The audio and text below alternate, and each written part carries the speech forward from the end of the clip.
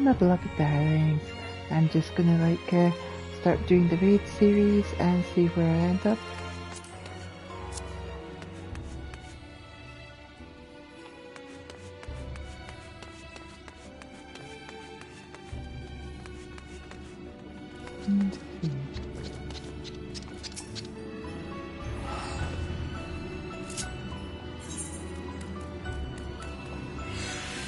Claudian's eyes are brimming with excitement of discovery.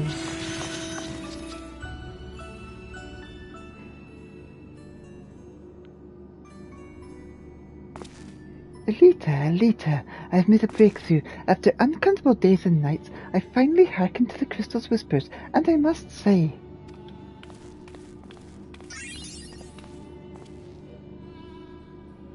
Professor Claudian, where are your manners? While I understand all too well your enthusiasm, I must remind you that the most academically inclined prefer a composed recounting of events. Yes, of course. My apologies, Elita. Being consumed by my research for so long, I am afraid I had quite forgotten how to engage in civilized conversation.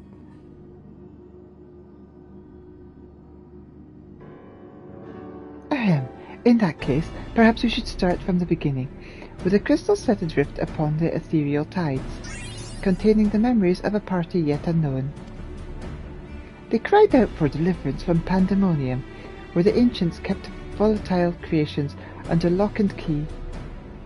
You yourself witnessed the power devouring the facility from within, and the advent of a divine monstrosity wrought of a mythical beast and powerful mage. Fortunately, your martial prowess and the combined magical talents of your companions, Themis and Erignios, was sufficient to restore order to the circles of Asphodelos, but the greater threat remains. In the depths of pandemonium, a presence still stirs, its intentions and identity shrouded in mystery. That is the issue at hand, is it not?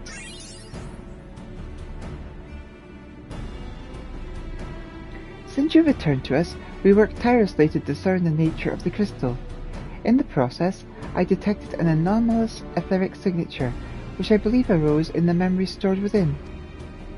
Analysis of this pattern suggests a feeling of loss or yearning, specifically the yearning to be made whole.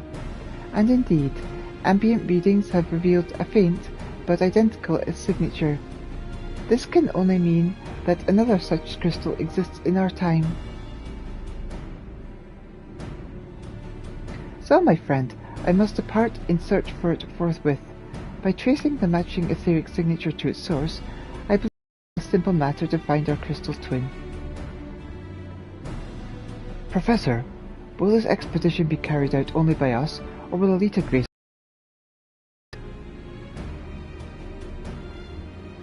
I'm afraid she has more pressing matters to attend to, my dear Rusinod, namely, to seek out the secrets which lie nestled within pandemonium, where all this began.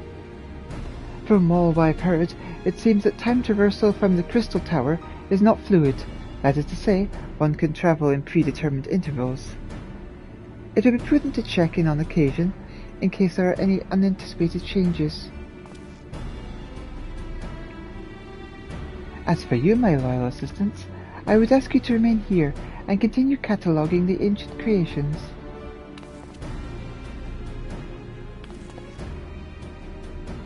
You can't mean... Do you intend to search for the crystal on your own? Why yes, that would be the most efficient use of resources, would it not? In fact, I have already commissioned a ship and a pilot for the very purpose. I trust you to take good care of the laboratory in my absence.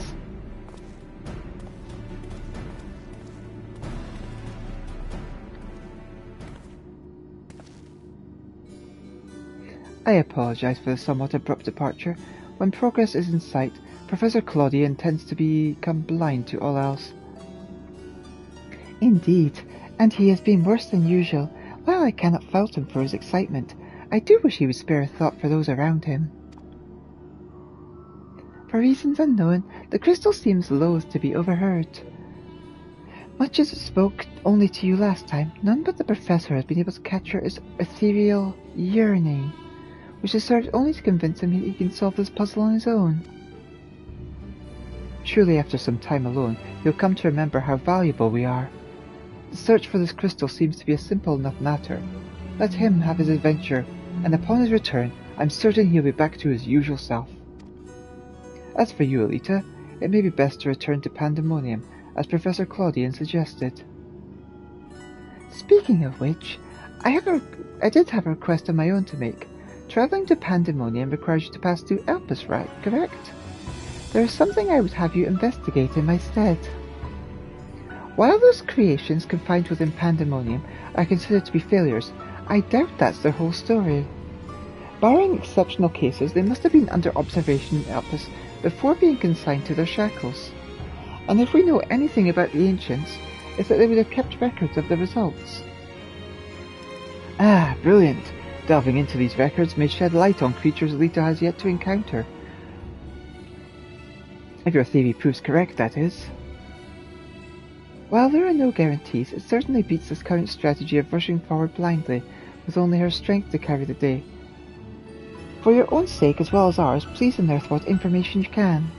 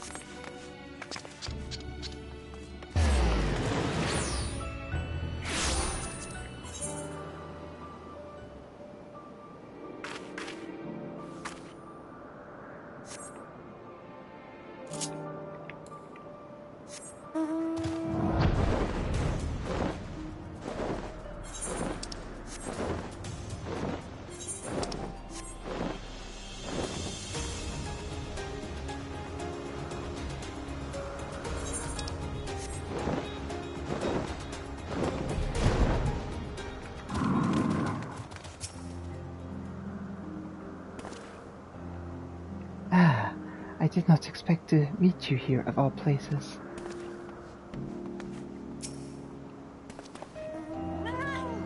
You seek records of Pandemonium's creations.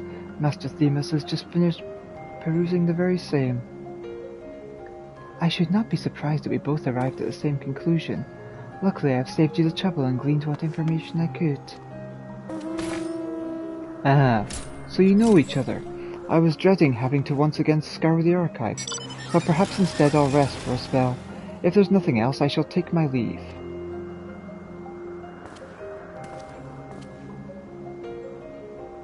As should we, for I have undone the warding sigil blocking the entrance to Abyssos. I came here merely to chase an idle suspicion while awaiting your return. Fortunately, while Pandemonium's protective wards continue to be assailed by our unknown foe, there have been no fluctuations so great as to make me doubt Erynthio's capacity to keep watch over Asphodelos while I'm away. He works diligently to master intermittent, that he might deliver the creations back to their cages by his own hand. I had thought it best to give him time to hone his craft. And since fate has brought us both here, I would ask you to accompany me while I tend to another matter. More idle suspicions that I would like to chase down. Rest assured, it shall not take long. I simply have a few questions to ask an acquaintance of mine. Come, he has agreed to meet us near the newest of Pandemonium.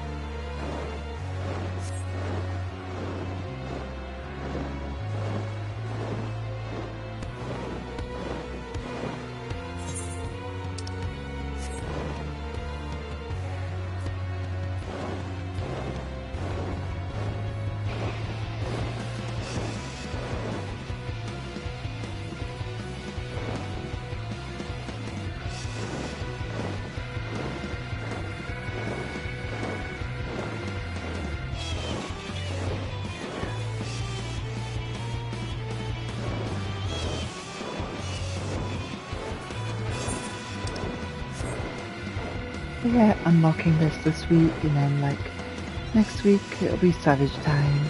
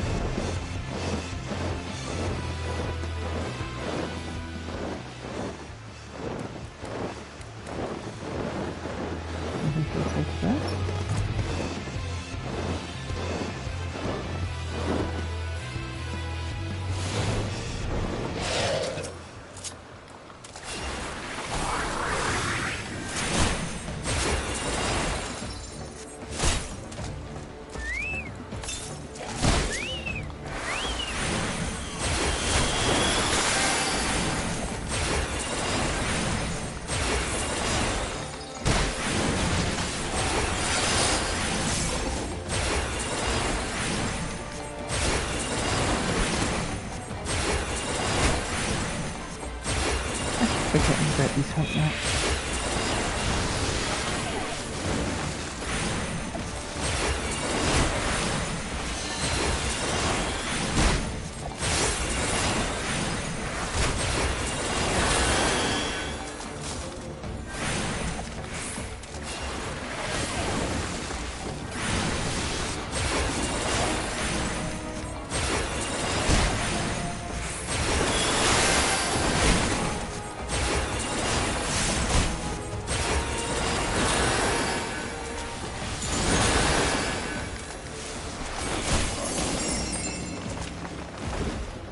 And it's down.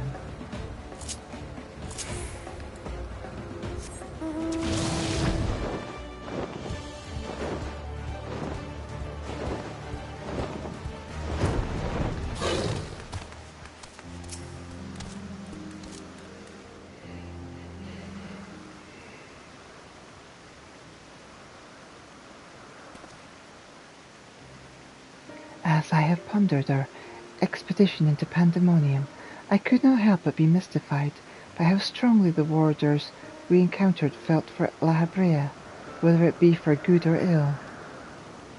Hesperos and Enthrinthios were two sides of the same coin. The former looked to his mentor with absolute devotion, while the latter looks to his father with bald hatred.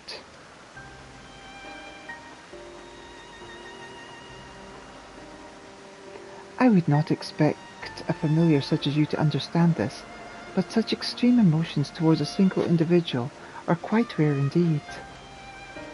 Naturally, I feel gratitude towards my mother and father, yet we are all equals in the larger picture of the star. This view is not unique to myself, and it is more or less accepted as the way of things. By contrast, the researchers of Pandemonium seem to view La Habrea with a feeling of approaching obsession. Whether driven by love or hate, they all have been drawn to him. There were many other aspects of the faculty's particulars I found troubling besides. I decided the best course of action would be to go straight to the source, and pose my questions to a member of the Words of La Habrea.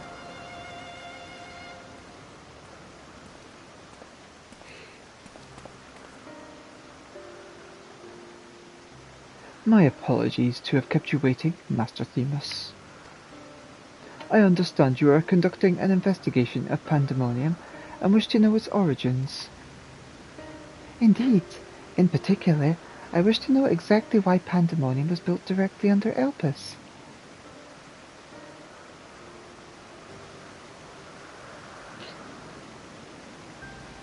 The faculty is overseen by Words of La Habrea. After all, why keep it so close to Elpis, whose governing body has no say in its day-to-day operations? At first I thought it simply a matter of convenience. Those creations which were deemed failures by the researchers of Elpis could be easily ushered into their new homes.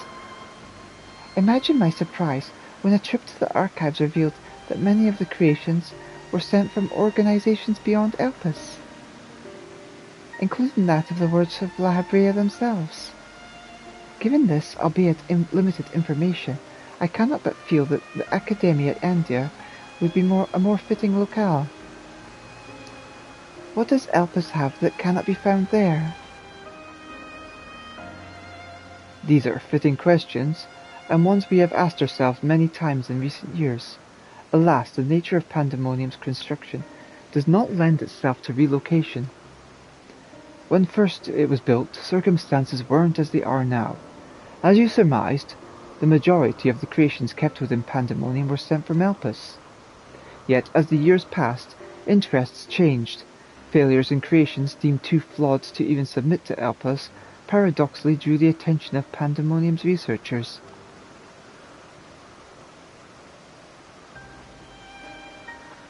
That is quite the change, and in fact, it almost runs counter to the faculty's original purpose. Who is it that decides which creations will be the subject of research?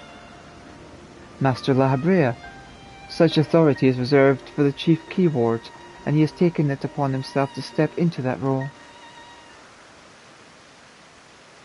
So, if Pandemonium's resources were being it would be under La Habrea's authority, correct?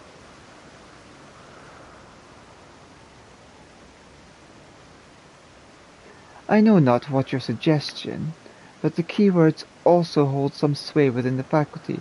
Not even Master La Habrea would be free from their scrutiny. They are duty-bound to report any irregularities as soon as possible. Although, I admit, as of late, their communication has been somewhat sporadic. But we recently received a report from one of the keywords stating that all is well within Pandemonium's halls. Really? And you're certain that the keyword sent it? Yes, of course. Our communication suffered a temporary obstruction, but I can assure you that the words did their due diligence in confirming the identity of the sender. Thank you. This information will be helpful to my investigation. That will be all for my prying. Then I shall take my leave. While you are yet permitted to conduct your investigation freely, I must remind you that the warder's work is delicate, and it would be remiss to disturb them for longer than is necessary.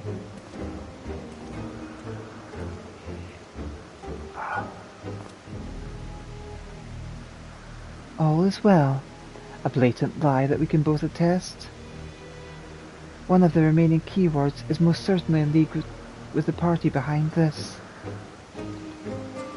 Let us hurry. I know not why our adversary sent that report, but 'tis plain that we must return to Pandemonium with haste.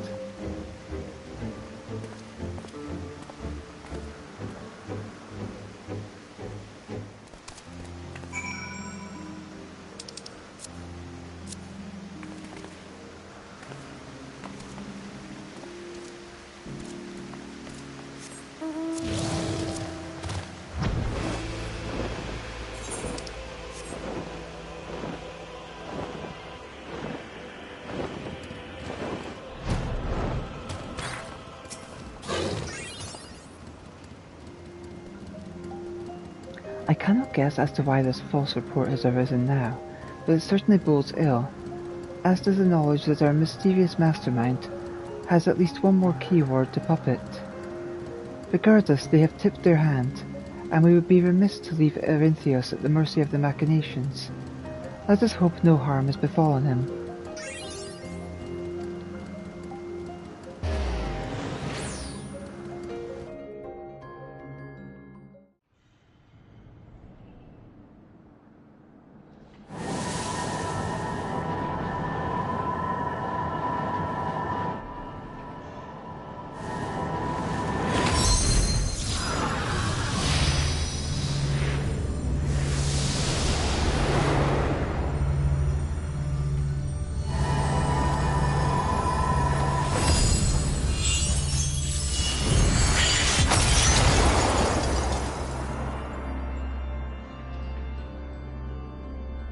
Not quite.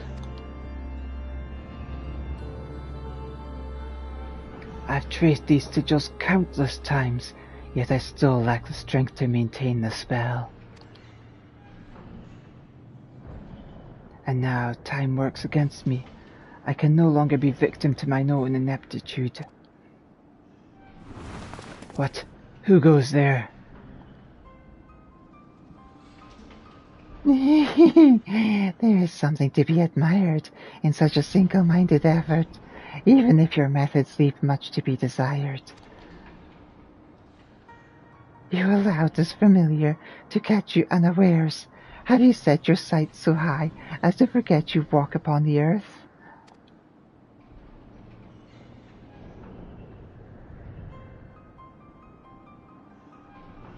I know this creature, a familiar of the Phoenix, but that monster is locked away. That it is. In spite of the trouble I went to in freeing it, I might add. Begrudge me for addressing you in this ill-fitting form if you must, but with the control of Asphodelos rests from my grasp, 'tis simply the best I can offer you. Hide if you will, but mark my words, I will find you and make you pay for the chaos you've sown. Now, there is no need for such hostility. A calm heart stays the course. The wisdom of Labria, your father.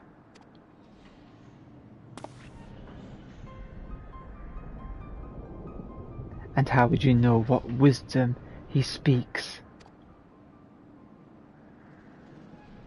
I have heard those words many times, the scolding of a tutor whose students struggle to grasp the most rudimentary lessons, seething with disgust. No. I have not told that to anyone, not even keyword Hesperos. That can only mean one thing. That you still insist on mocking me. Stop this farce, Labria! At last you move to keep up. Pity that you remain behind, nevertheless.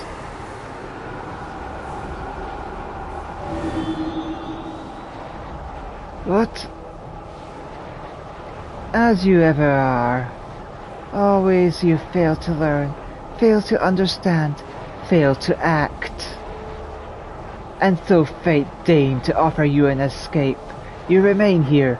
You are bereft of magical prowess and common sense both. But you need not despair. Dull though you may be, you are yet an indispensable to Pandemonium's great experiment. There's the affection I remember.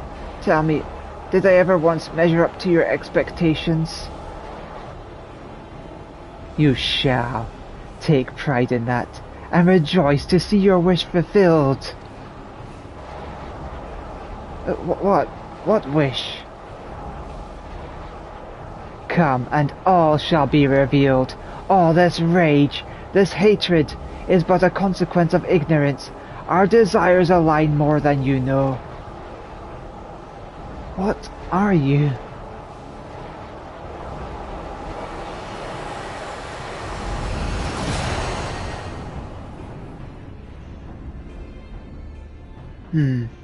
Uninvited guests join our reunion. It seems fortune no longer favors you.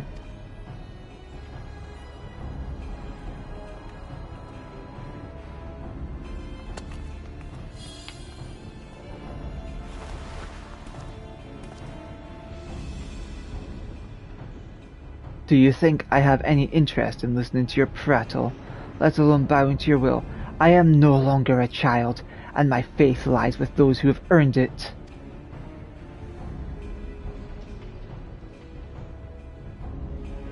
So, these are the heroes who brought Hesperus low, even as power divine flowed through his veins. 'Tis plain there are worthier subjects to contend with.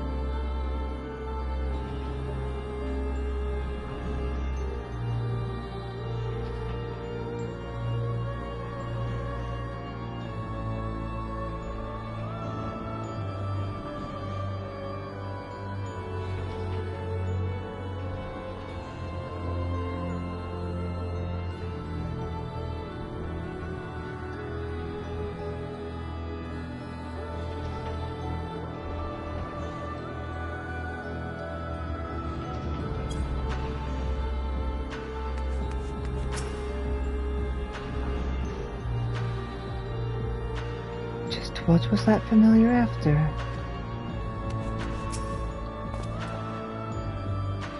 Thank you. If you had shown up even a moment later, I shudder to think what would have become of me. There's something I must tell you. I know who's behind this. There is but one person who can hold thrall over familiar, creation and keyword alike.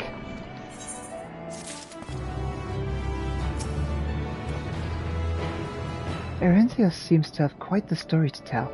Perhaps we should lend an ear. Erenthios is certain he knows the identity of Pandemonium's assailant.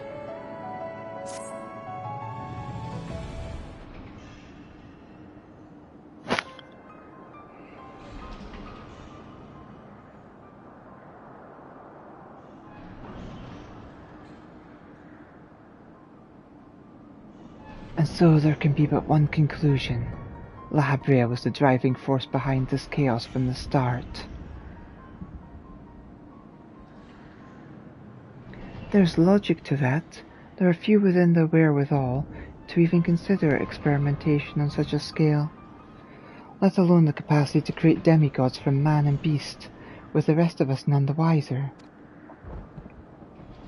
Considering the magnitude of his work with the complication and the words, his relatively minor role as chief keyword comes under little scrutiny, even as it provides him the authority to wield dangerous magics. It may serve as veil and mantle both.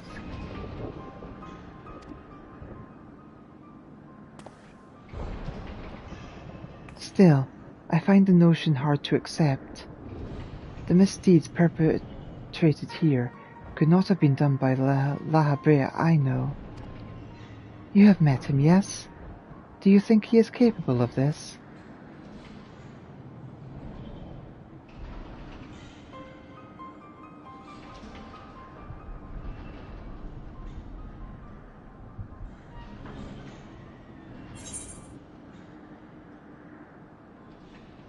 La Habrea is capable of far more than you know.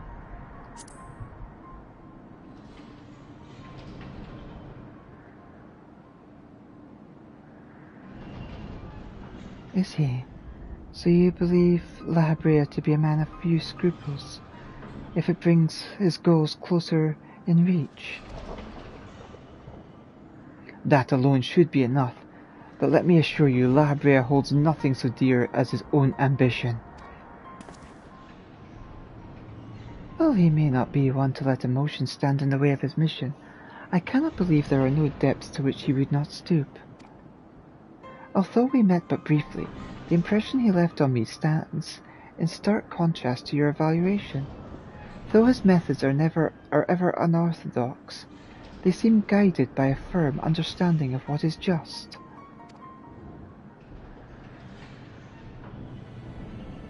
There's one way to find out for certain.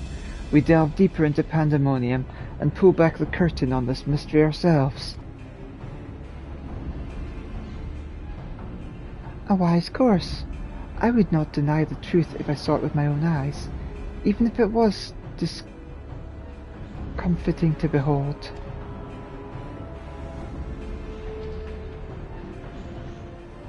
Then we must move forward with no excessive caution.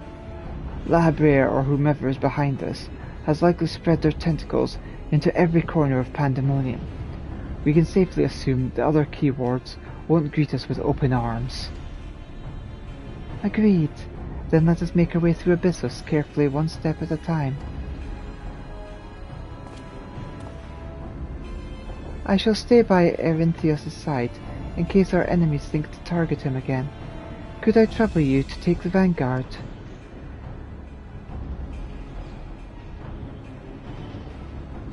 Thank you. As a precaution, I shall safeguard you with a simple spell. This will ensure that, even should we become separated, my phantom warriors will still come to your aid. If it does come to battle, the keyword's magics will put us at a disadvantage once again. Luckily, we have you to even the scale somewhat. I trust you shall be liberal with your weight.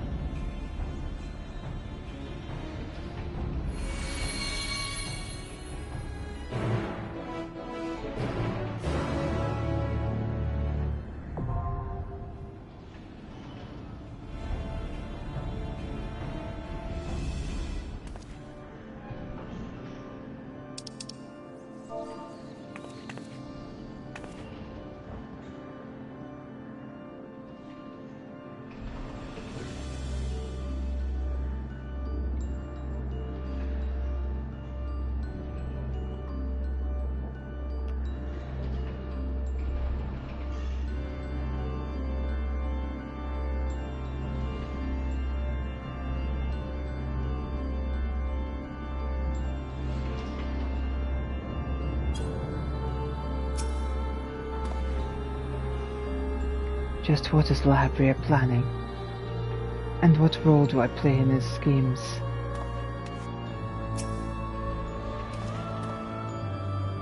Judging from the demeanor of that familiar, there is little doubt that our enemy has a tight grip on Pandemonium and its denizens.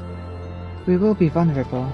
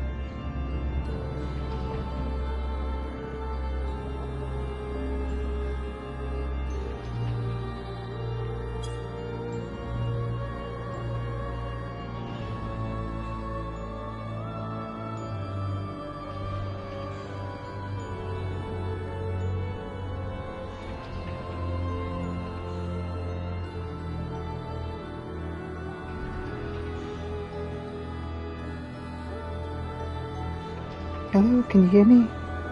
Hello.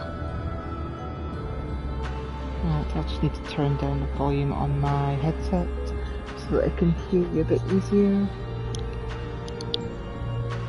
No, that's not how we do that.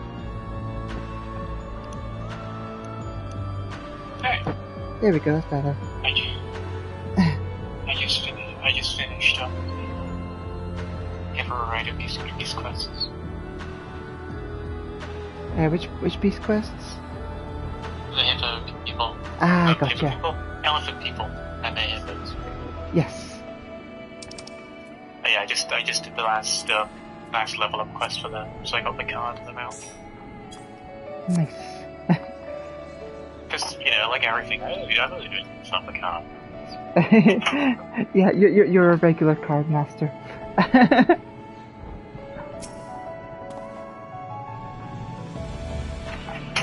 I was in the bench for half an hour yesterday. I had already picked up a card. I didn't even begin the story. Yeah. Oh, did I talk to these two? Judging from the demeanour of that familiar, there is little doubt that our enemy has a tight grip on Pandemonium and its denizens. We will be vulnerable. Just what is Labria planning, and what role do I play in his schemes? Sorry for my terrible voice acting. Oh, it's fine. It's quite fine with you. Right, okay. I'm gonna sign up for the duty now. Where is it? God, I feel so embarrassed every time I do my little voice acting.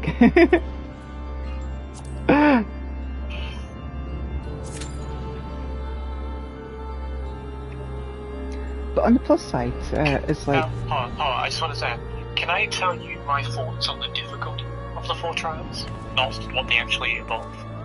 Sure, go on. The first one's got a funky mechanic to it, but once you figure it out, it's pretty simple.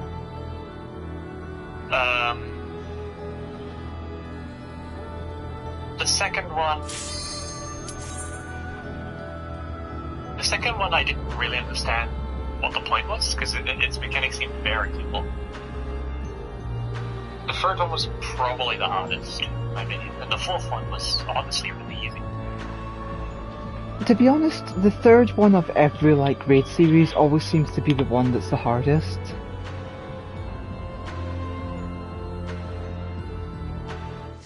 The fourth one always has a second stage when it comes to the savage part, which you've got to learn extra mechanics, but it's the third one always seems to be the one that's kind of the tipping point.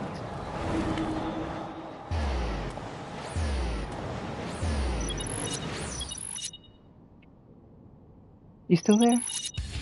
Yeah.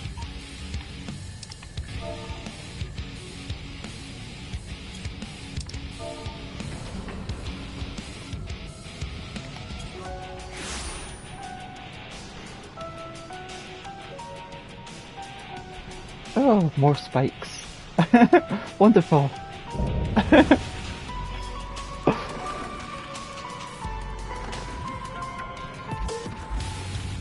Okay, so this is what carbuncles used to look like.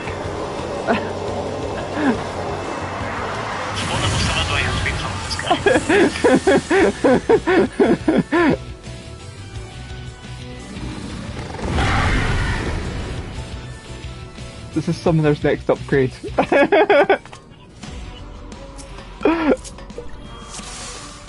I shouldn't joke about that, it might come true.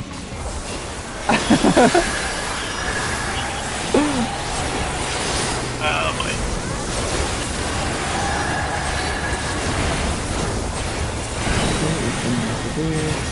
I think I'll get out the way of that. I'm not gonna say what any of the mechanics are. That doesn't mean I'm not gonna do it correctly. Or at least try to.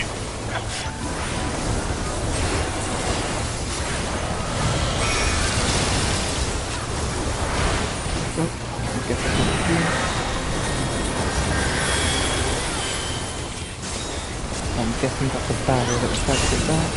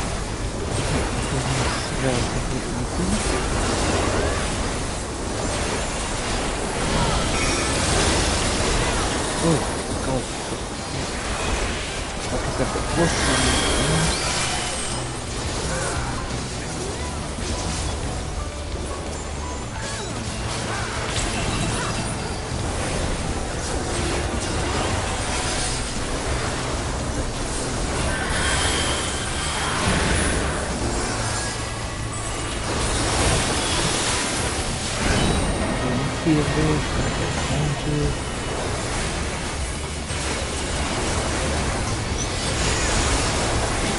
I haven't got If you're not focusing too much, what was your thoughts on the dungeon and the trial? The dungeon and the trial. I really enjoyed the trial. It was really fun. I was not expecting these kids.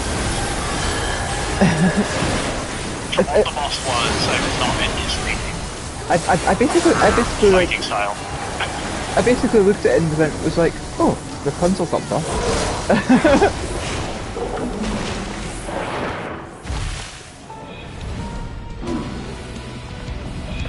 Oh dear, what's going on here? Oh shit.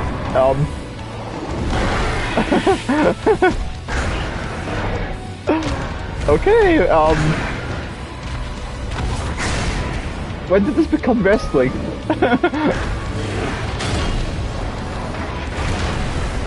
And it's Carbuncle in the WrestleMania!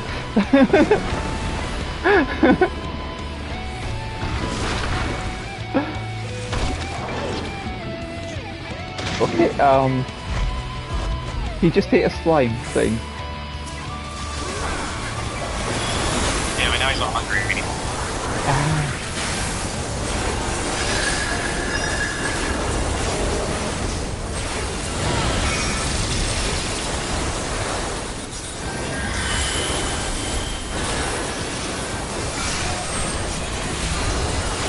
What the hell is this one?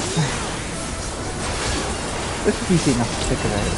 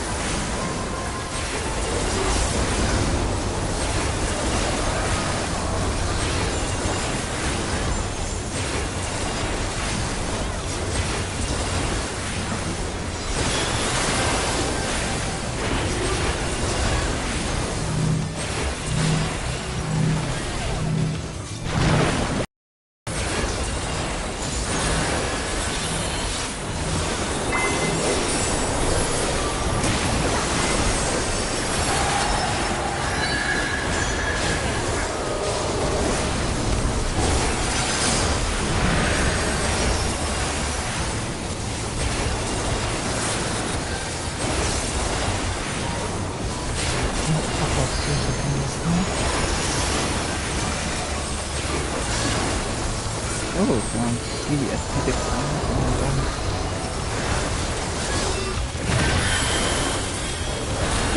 oh god, we're getting bigger.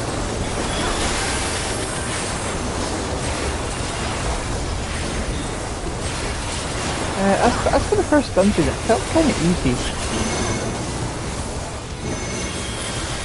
Yeah, I must agree with you now.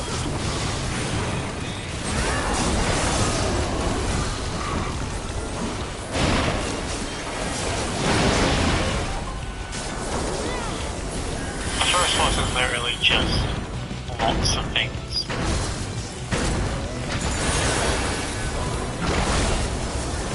I think someone just leave.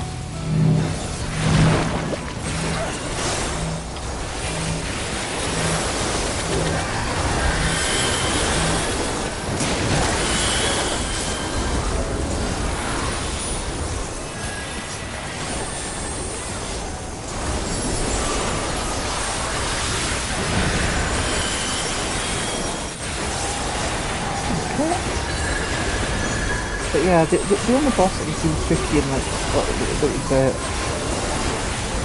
really had any mechanics that I really watch out for was like the third boss of the dungeon.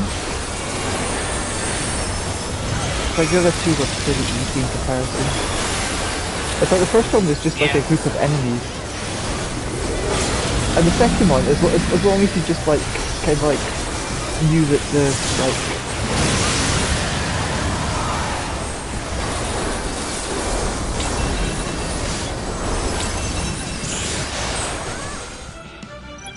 As long as you knew that the eye mechanics were going to happen like after a little while, and just like be centered on their like in central point, you were fine with that. Then again, I do them all with trust the first time, which kind of like gets me a grasp of the grasp of where I should stand. Oh yeah, I do the same.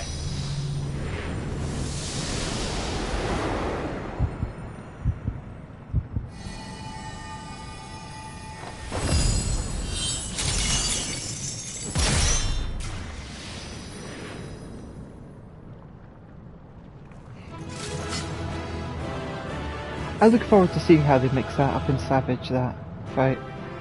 Because that looks like it's going to have a lot of like complex stuff that you're going to have to like figure out.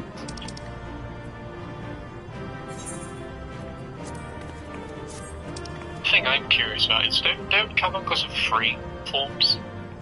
Ruby, Topaz, and a third one?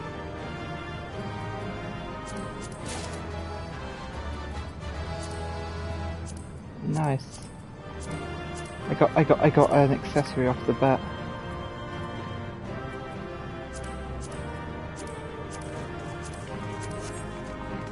Oh yeah, I got a...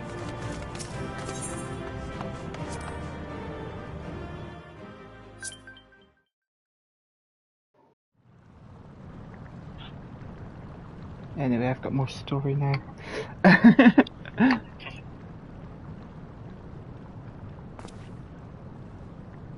So, this is where the research is conducted on creations imbued with poisons and venoms. Erinthios and I were conveyed not far from here. It seems our foe is finding it more difficult to surprise us. Fortunately for you, since they appear particularly keen to see you dispatched as quickly as possible.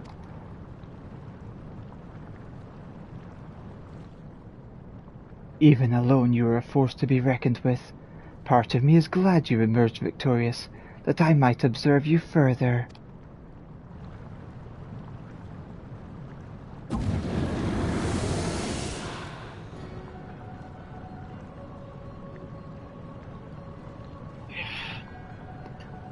Were the circumstances different, I might thank you for keeping my son alive for this long. But I believe we can forgo introductions, unless I have misread you.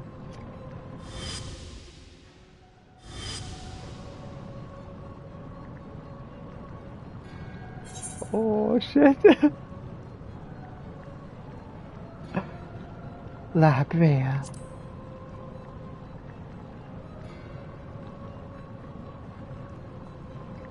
Passively perceptive. Yes, I am La Brea, of the Convocation of 14. If you truly are who you claim to be, then answer this question. That can wait. What is this?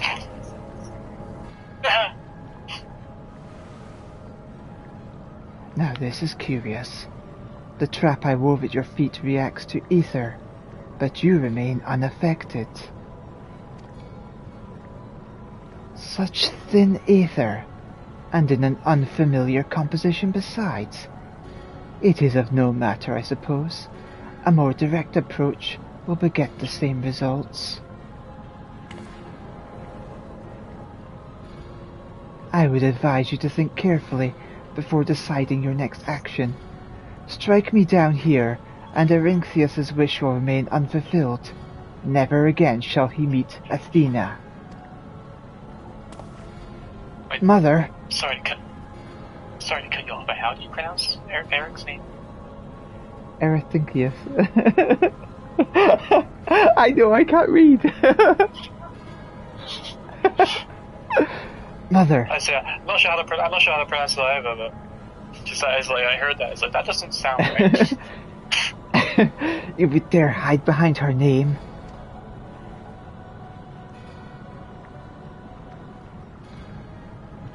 Listen well, Erinthios. We are of the same mind concerning your mother. You have your allies for protection, so what harm is there in hearing me out?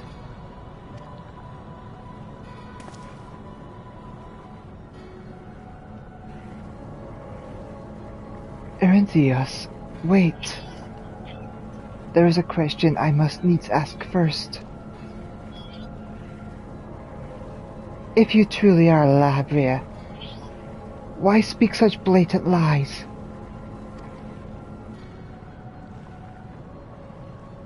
Bitter in defeat, are we? Say my name.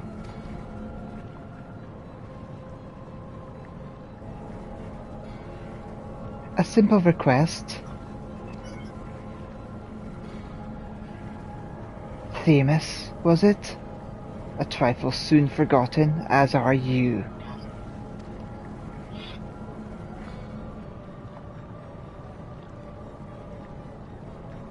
I have my answer. The Lahabrea that I knew took pride in the convocation, and would never suffer its denigration.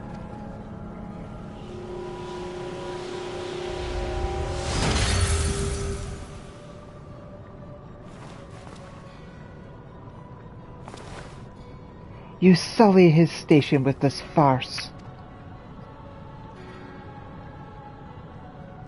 Themis, what are you saying?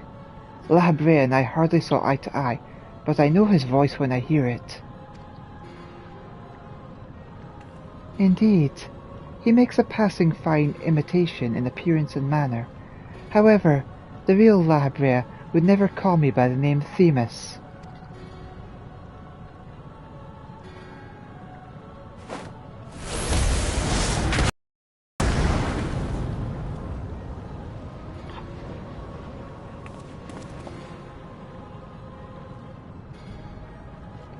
What trouble have you gotten yourself into, Elidibus?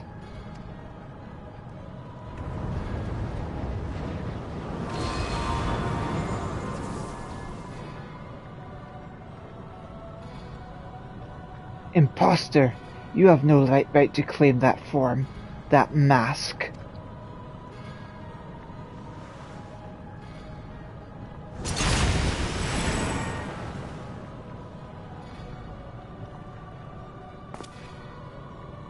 What? Who?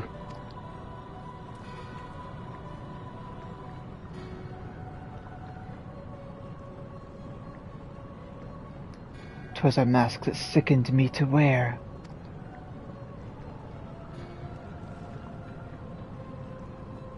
The mask of Lahabrea, a man who values his position above all, who would murder his own wife in pursuit of a duty.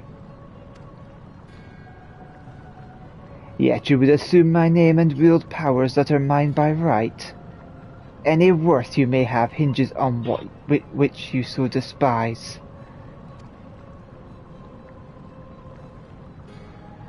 Such trite provocations, I will not be goaded into finishing this ere my work is done. Erinthios, listen well. I am Hephaestus, and it is I you should call father.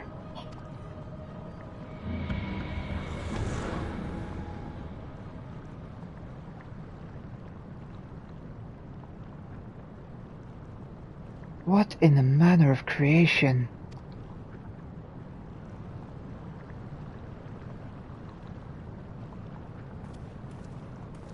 We would do well not to stand idle while our enemy is about. I believe an explanation is in order. Elidibus, let us return to safety, so you may provide it.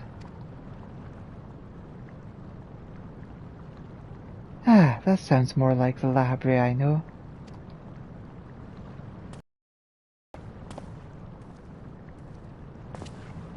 I thought that was a young Elizabeth.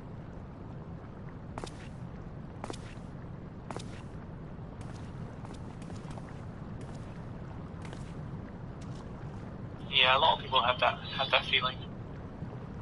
Honestly, I was so convinced that was Elizabeth that in that cutscene when it was revealed it was Elizabeth, I didn't question it. I was just like, oh yeah, I already knew that. Yeah. And it's like, oh my god, it's Elizabeth. It's like, wait, didn't we already know that? Yeah, we already kind of figured that out when we seen them for the first time.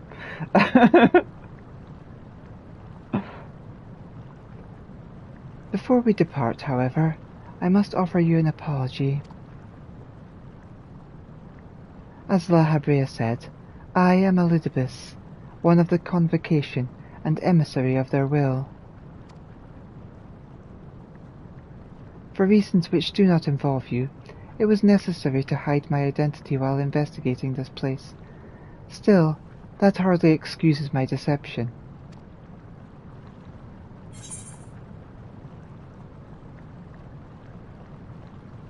I had a feeling.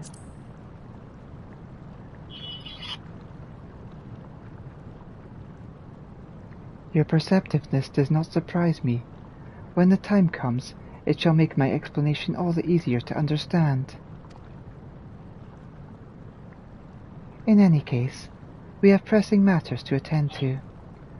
Let us do as La Habrea suggested, and return to the gates. We can speak there.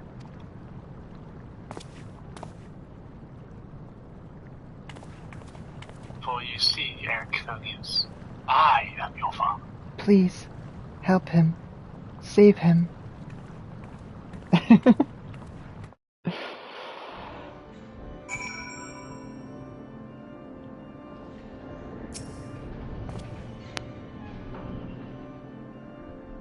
I see Elizabeth has chosen to keep odd company. Such a vexing composition of ether you possess. I still don't understand.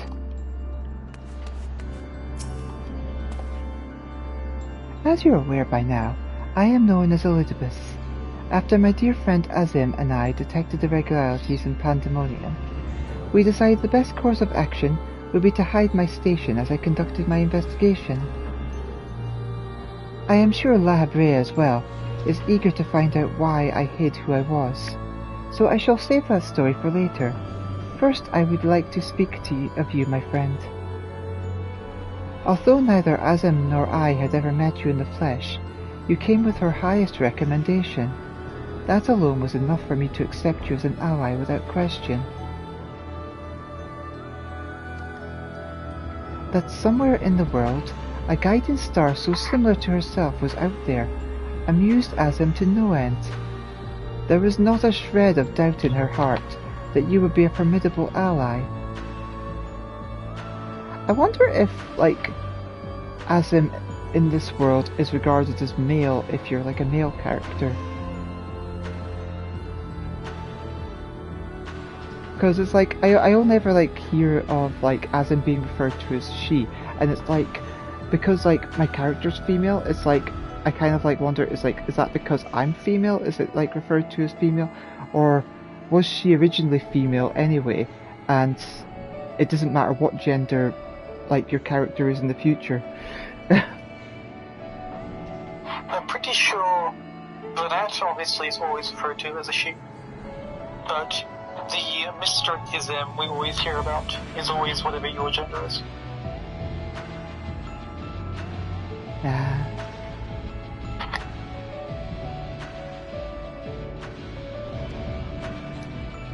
Furthermore, I have heard stories that Mistress Vinat, who held the position of Azem previously, journeyed with a familiar much like yourself. That made the decision to trust you all the easier. She too now dons the white robes of an advisor. If she placed her absolute faith in you, I knew I would be in capable hands. I guess partially I kind of wonder if we meet the other Azim, do we just see a reflection of ourselves essentially?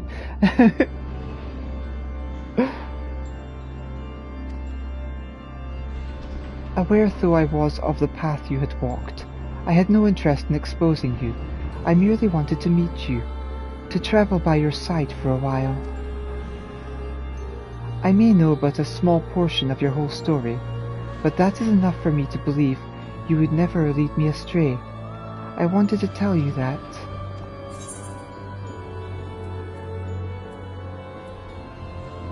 see.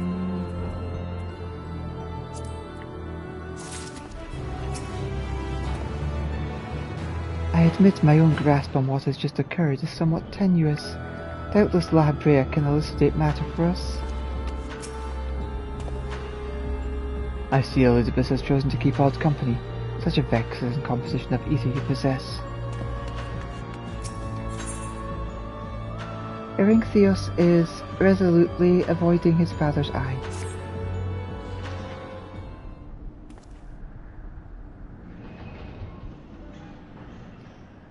I don't know how long it's been since we last spoke, La Brea, and truth be told, I had hoped we never would again. But I see now that I was a fool to think I would ever escape your meddling.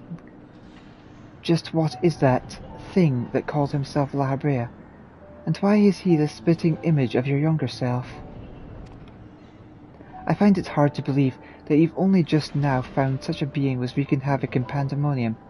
Did you think matters would simply sort themselves out?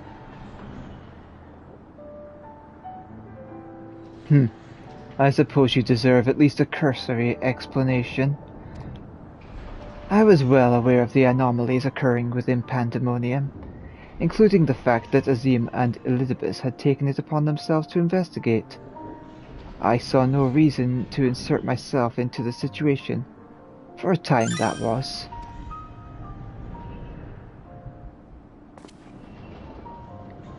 Imagine my surprise when instead of a formal report from you and yours, I received a communication from one of the key wards stating that research and operations were proceeding as usual. While Hephaestus' deception was almost childish in its simplicity, it became plain to me that your grasp on the situation was slipping. So, you knew of his existence from the beginning? I can hardly imagine that you would suffer another to masquerade as one of the convocation. Not without good reason, at least. As you well know, the name La Brea is but a marker of my station. 'Tis not the name I was born with. Hephaestus has claimed that for himself. I cannot fault him for it, as he is my other half in a manner of speaking. He knows all that I know, my equal in every way, yet within his heart is naught but greed, envy, and desire, all the emotions that we are loath to acknowledge within ourselves. If what you say is true, what purpose would such a being serve? He is the product of experimentation gone awry, a reminder of the days when I was yet young and reckless. I thought him sealed away for good, but it seems time has a way of unearthing the shame we bury. When he spoke of my mother, he looked at you with venom in his eyes, blamed you for her death. Tell me, was he right to do so?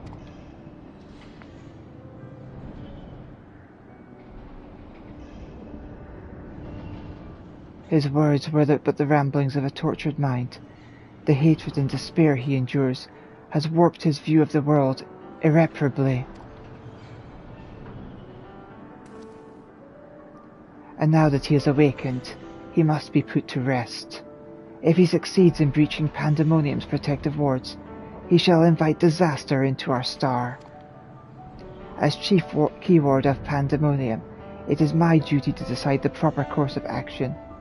As such, I declare that all research shall be summarily abandoned and the facility destroyed.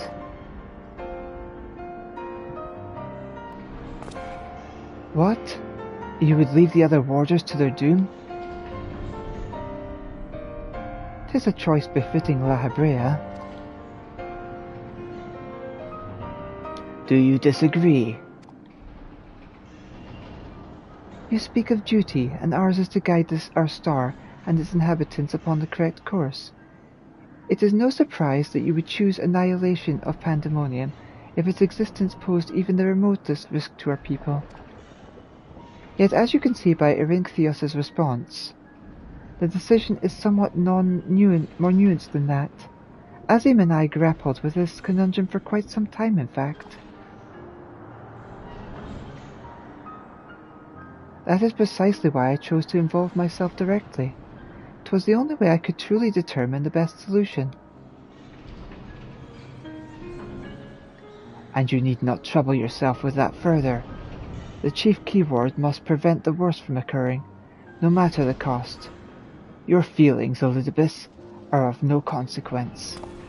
Have you even taken a moment to consider another path? No! You've spared nary a thought for aught but yourself and your duty. You have no idea of the trials we've endured, the foes that Elita has stood against.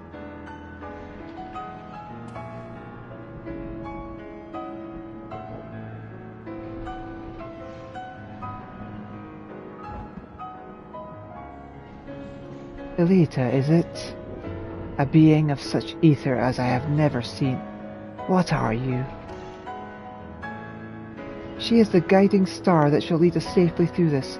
Thanks to her stout arm and steadfast courage, we have subdued the mythic creations and returned them to their cells. Speaking of which, I would hear your opinion, Elita. As outsiders, we are in a unique position to look upon circumstances with our vision unclouded by attachment.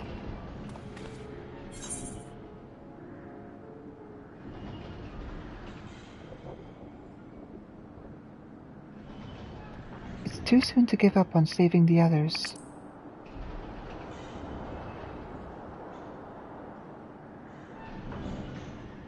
Agreed.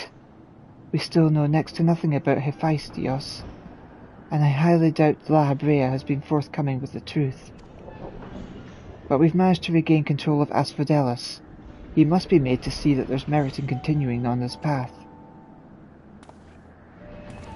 I have it. Speak in your official capacity as Elizabeth's emissary. Judge which approach is more sound, and even La Habrea would be compelled to listen.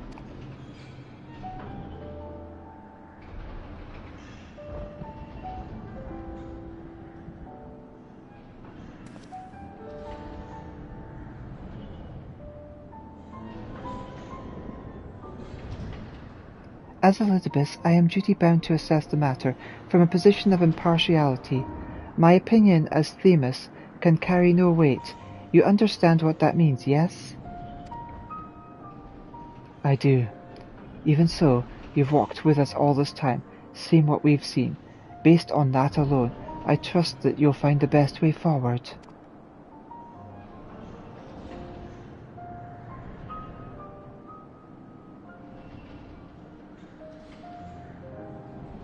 Very well.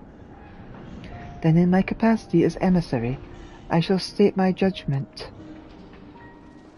At present, there are merits both in destroying Pandemonium outright and in taking time to rescue its researchers, and neither is yet an impossible task. Therefore I judge that the most measured choice would be to continue upon our present course. We delve into Abyssos, interring any mythic creations we encounter along the way.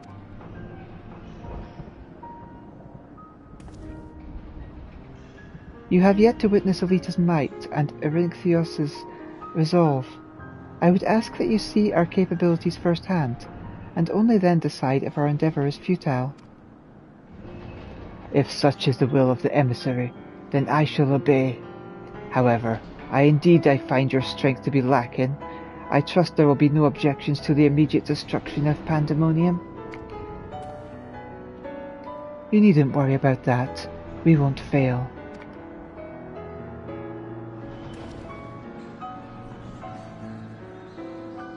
You are bolder than I remember.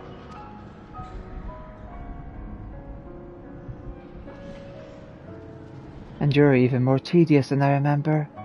Elita, come and find me when you're finished.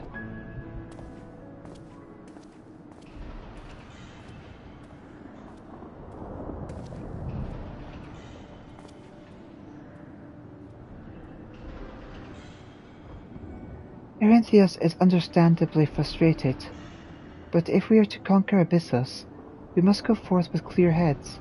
Pray, lend an ear to his troubles, that their weight might be lightened.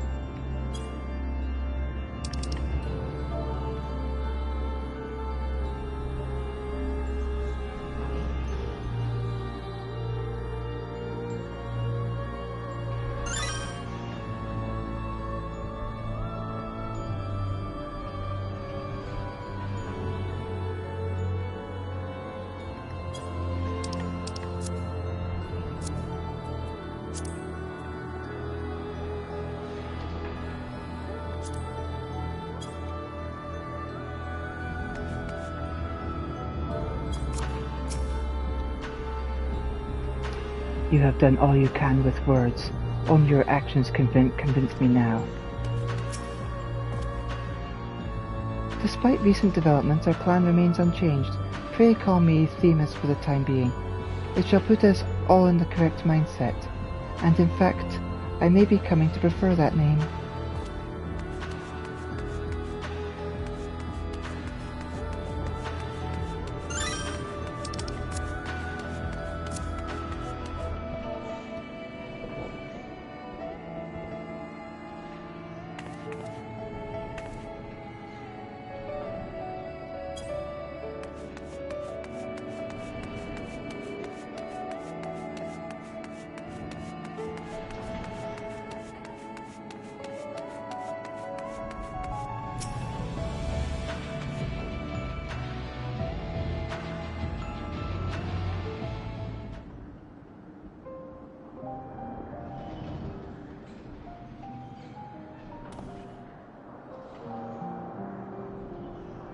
You do have my gratitude, ill-fit as I am to show it at the moment. Without your words to sway him, La Habrea would have carried out his plan without a second thought.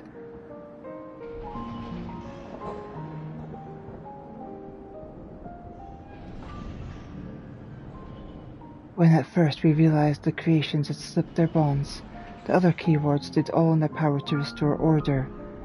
Even though they could have chosen escape, they remained to aid their allies.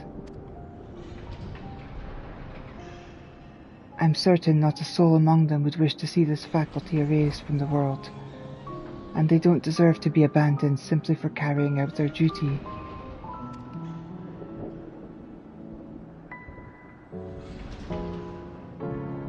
And besides, Hephaestus has secrets yet untold, secrets that would be buried if Pandemonium were reduced to rubble.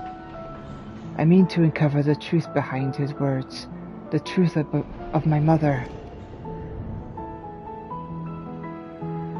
While La Habrea was quick to dismiss his claims, I failed to see what Hephaestus would gain by fabricating such a story. All I was told of my mother's death was that she perished in an accident. No one would say more. It was almost as if they feared saying more, in fact. Even if it was not La Habrea that dealt the fatal blow, we've seen with our own eyes how quickly he can condemn others to die. I only wish to know at last what befell her. What do you think, Elita? Does the La Habrea you know have any regard for the lives of others? Or will he carry out his duty with another's blood on his hand?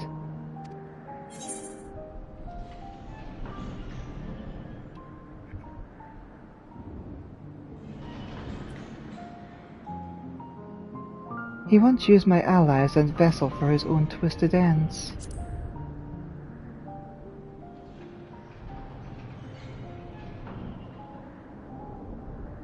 What would possess him to do that? Even for La Habrea, such an act would be a black mark against him, if it were made known. I can't imagine how much your ally suffered. But it is plain there is much to consider. Thank you, Elita. It's easy for me to get carried away by emotion where he's concerned. We should focus on the task at hand, proving to La Habrea that we are capable of saving Pandemonium and its keepers.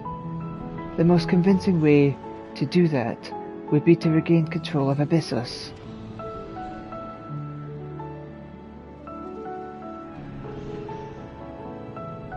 Although I'm loath to admit it, he would know more about those depths than any of us, and seeing as we require every advantage we can afford...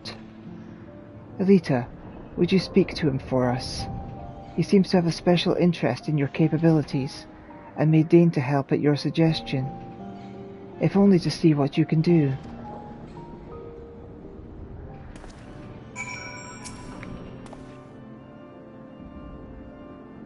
Researchers of different layers seldom contact one another unless work is involved, and I know next to nothing about the keyword of Abyssos. Any morsels of information La Habrea can offer would be a boon.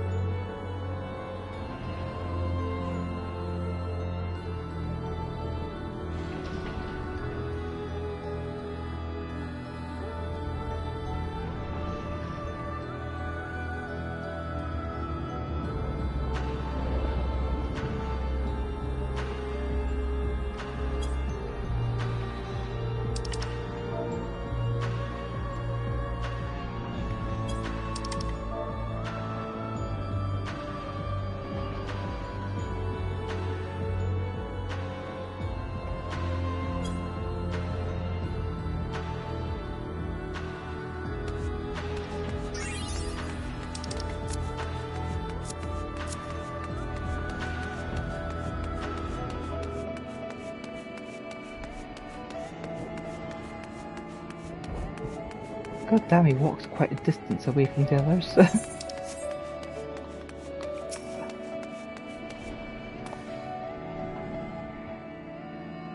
Despite recent developments, our plan remains unchanged. Pray call me Themis for the time being. It shall put us all in the correct mindset, and in fact, I may be coming to prefer that name.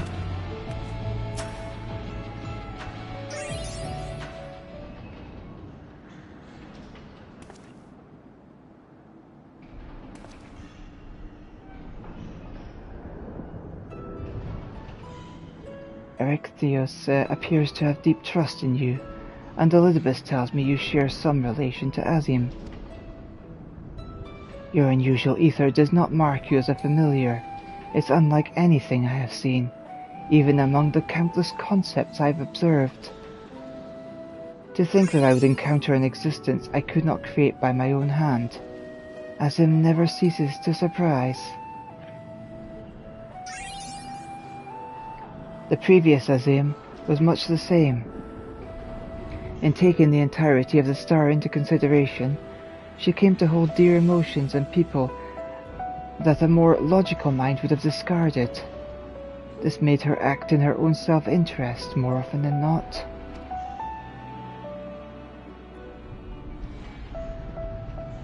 Just as you and Elizabeth have conducted yourselves in this manner, the true danger of Azim's nature is its tendency to infect all those she comes into contact with. Emmett Selk said much the same. Trust that I shall do naught would violate my duty. And yet you so frivolously invoked your authority as emissary to justify this little excursion. It matters little, however. Only your deeds can speak for you now. You wish to know more of Abyssos, I take it? Although I no longer have control over many of its functions, I can yet sense what creations lie within. The chief keyword's research is far indeed. Well then, what do we do? I sense no creations of note. Perhaps they have been made into fodder for experimentation, or perhaps they have been transferred to the deeper circles. Yet Hephaestus would never allow you safe passage. He has left a trial for you to overcome.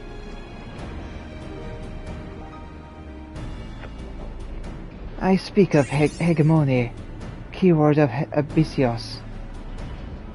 Although her presence is stained with marks of corruption, it is unmistakable. I knew her as a woman gifted in magic and blessed with a highly logical mind. While I can sense those qualities within her still, there is something else at work.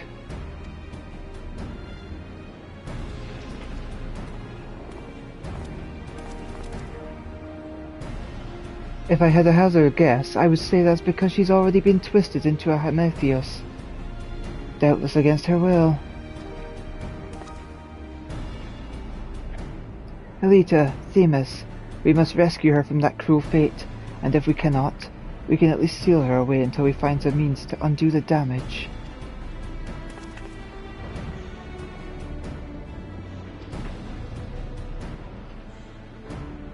Your allies make you bold, Eryntheos. I very much look forward to seeing how far they can carry you.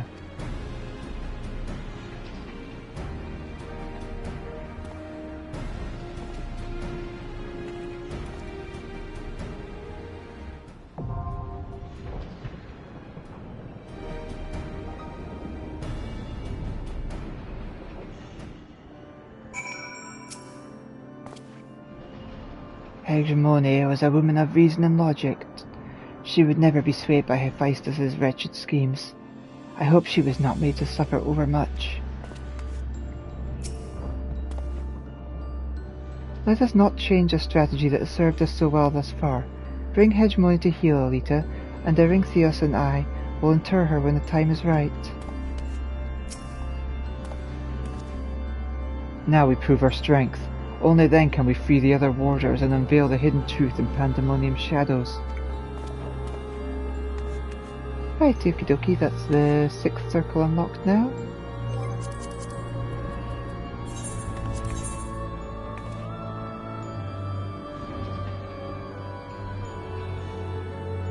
You still there, Eclipsa? Yeah, I just muted myself so I didn't, any of my background noise didn't come through. No worries. The science incident finally fixed itself. Woo!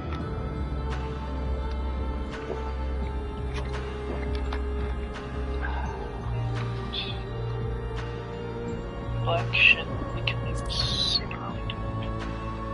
But did I not read my own?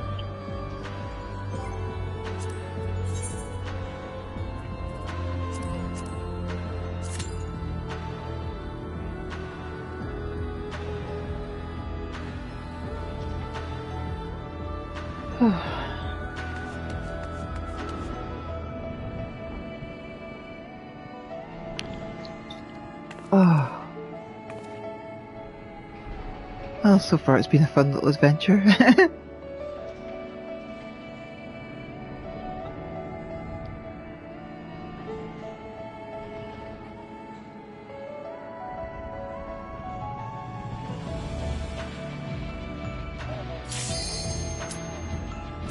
Tonight, whatever you guys want to do, I'm fine with whatever. I mean, if you want to like try the new extreme, we can do that. If you want to like try and like clear the previous tier, then we can do that as well.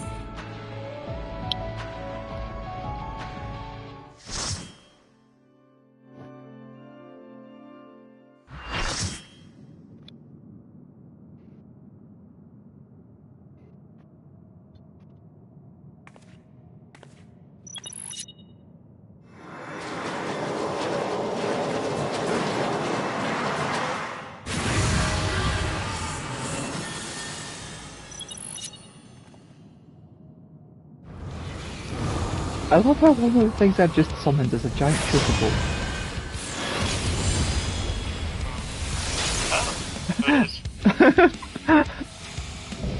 It's like, I will summon adventurers from all worlds! I summon a giant chocobo!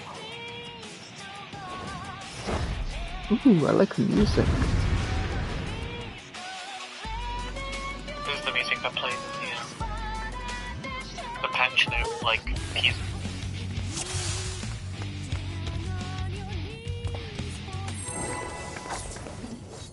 Oh, of course, that reminds me.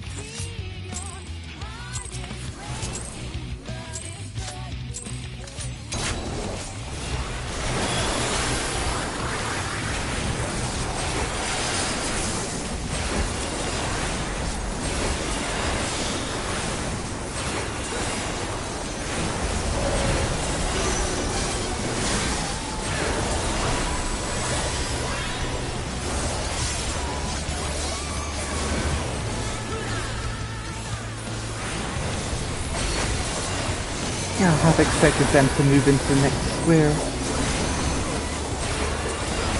I must have died once in the thing like sorry.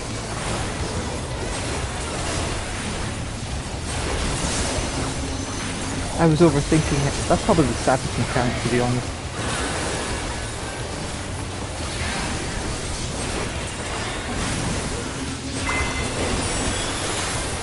Oh, shit.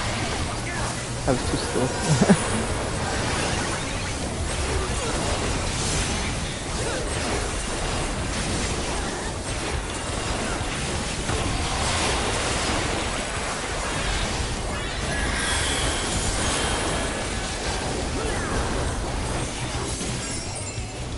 I think I move away from that.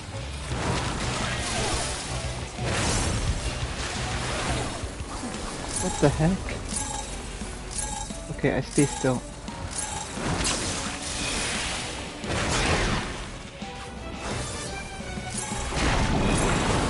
Oh, I see how this works.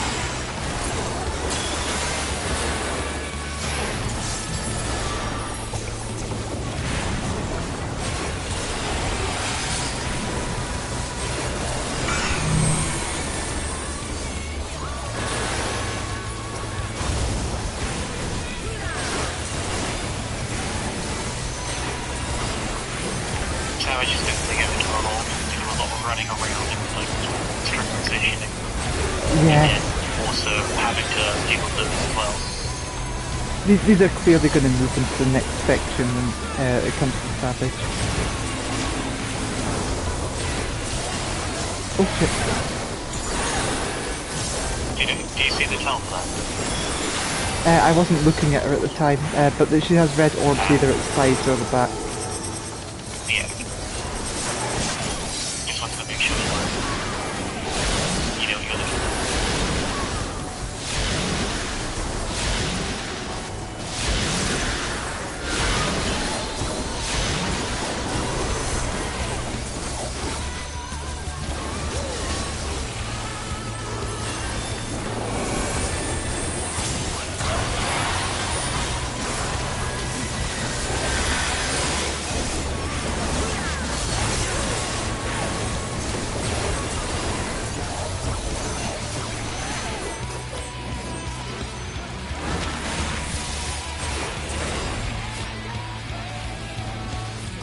Everybody seems to have different like types.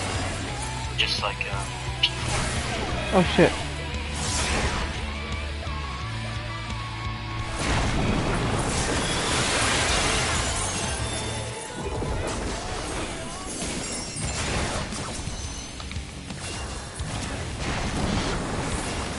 Ah, damn, I thought I'd give him enough health.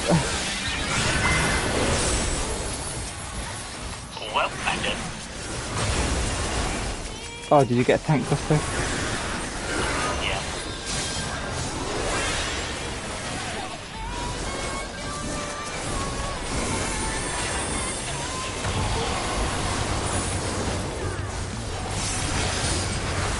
At least you know to wait till I healed you.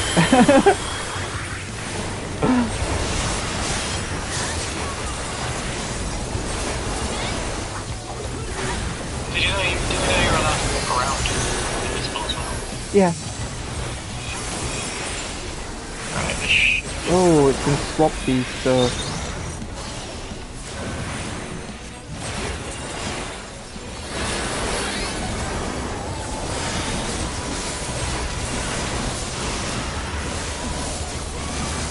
Okay, now that I think about it, I want to change what I said earlier. This one is probably the hardest of the whole. With the third one being second. Alright, so that one's going to swap with this one, so here's a good spot. Oh, I misread which one.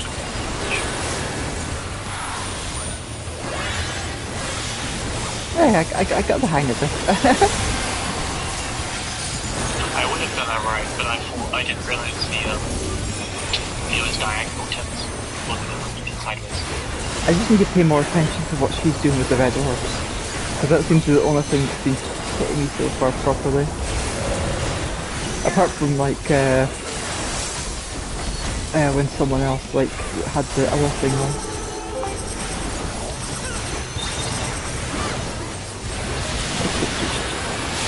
I'm trying to what are the odds of me being up here?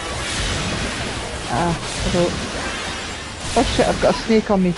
Can't move. Yeah, if you get hit by the green one, it affects you. It's not you.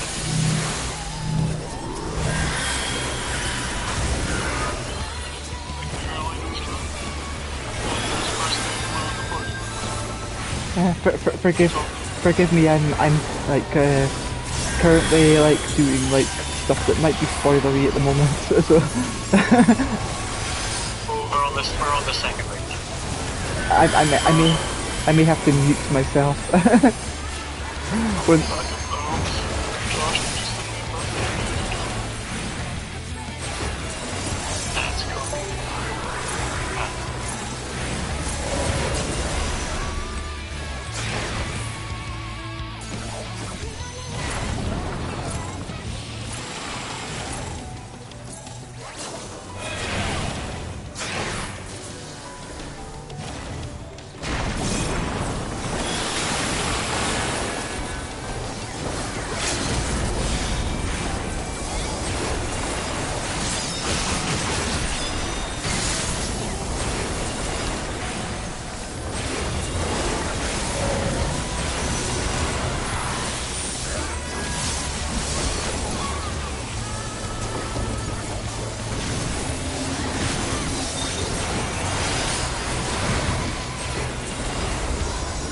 Yeah, the hardest part was when she did the rotating thing with the swaps.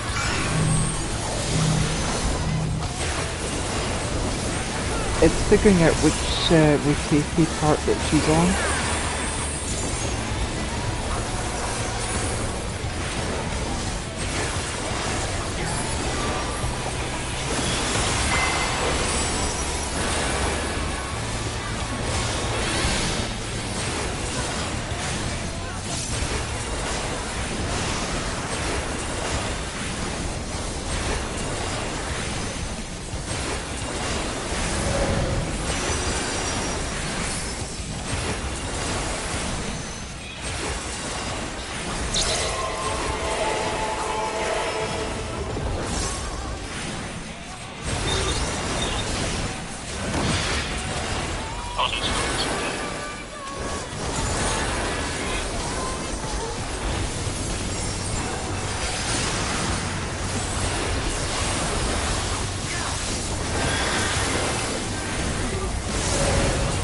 I think we've pretty much got this.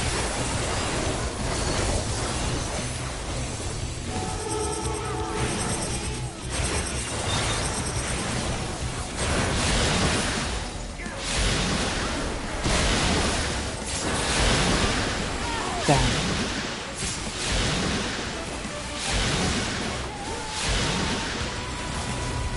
Go tags! Go tags! I think it's still good time using. Go tags! You can do this!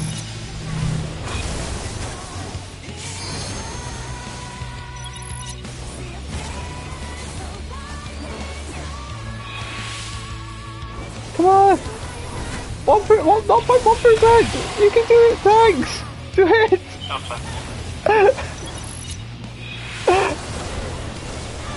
All cooldowns! All cooldowns!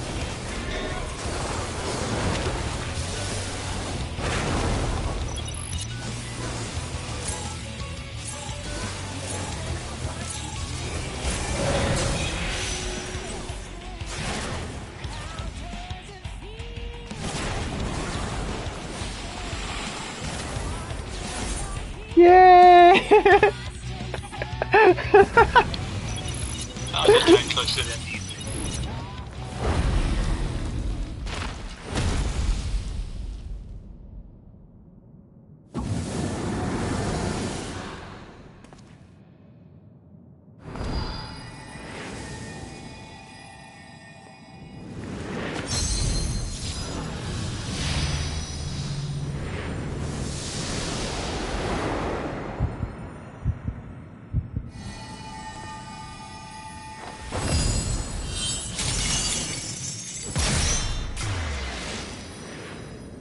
That chaining thing's so cool.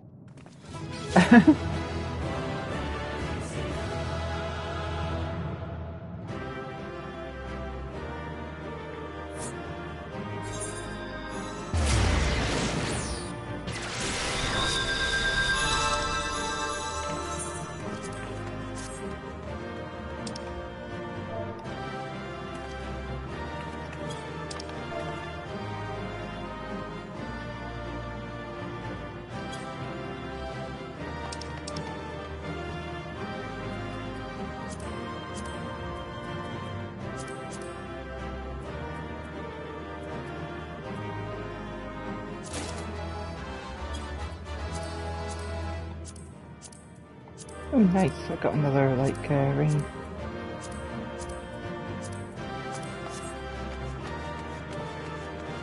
that case, you should probably aim for hip pieces, arm pieces, or leg pieces. Because they usually require 2 pieces. I'm trying to get the accessories first. It just depends on how much accessories you need.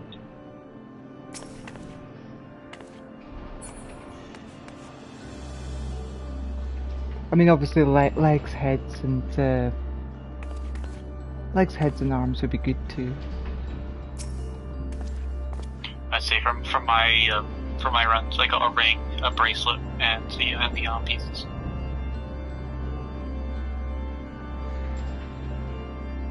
Right. I could sense from here that hegemony had been contained. The effect of Hephaestus' tinkering is even more dire than I had imagined.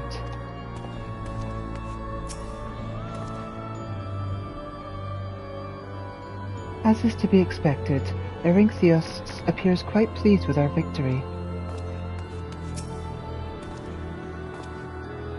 We've won! The keyword is sealed away and I'm alive this time. La Habrea can't deny us now.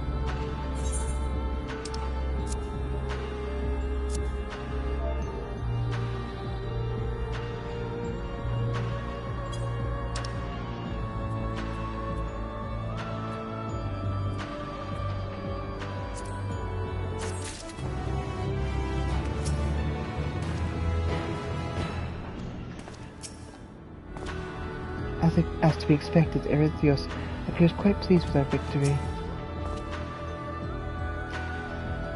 I could sense from here that hegemony has been contained. The effect of Hephaestus' tinkering is more dire than I had imagined. Erinthios seems eager to dispel La Habrea's doubts.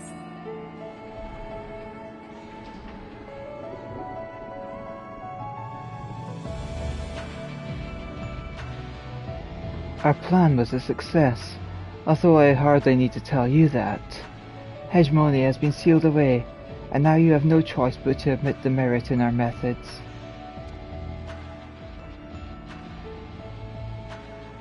You have the right of it. I am not so petty as to deny the achievements of those I've squabbled with, no matter how strongly we disagree.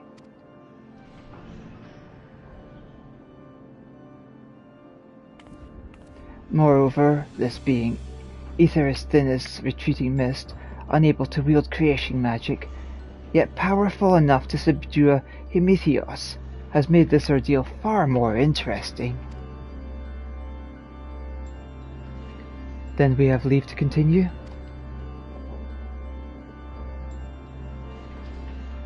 As for that, there is one among you whose very presence puts the others at risks. 'Twould be best to proceed without him, for failure would have consequences that reach far beyond pandemonium. And of whom do you speak? A warder who cannot even conduct his duty without aid. In this place, hope alone is not enough to overcome what awaits you. A single misstep will send all to their doom.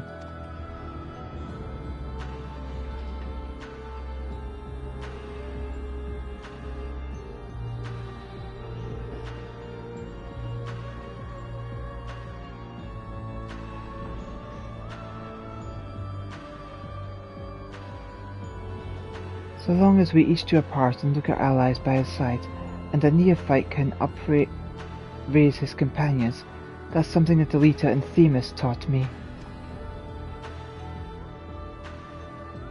While I do not wish to express any bias, I am inclined to agree. If my investigation has made anything clear, it's that we are together greater than the sum of our parts. And hope has brought us this far. It drives us to seek the right path, and to act before that path lies close to us.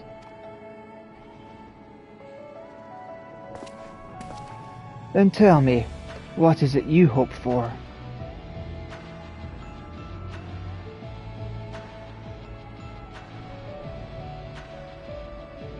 To see Hephaestus in chains. That's the surest way to prevent further sacrifices. I'm aware that destroying Pandemonium would rid us of him, but the cost is far too great. And I admit, I wish to know how he means to resurrect Athena.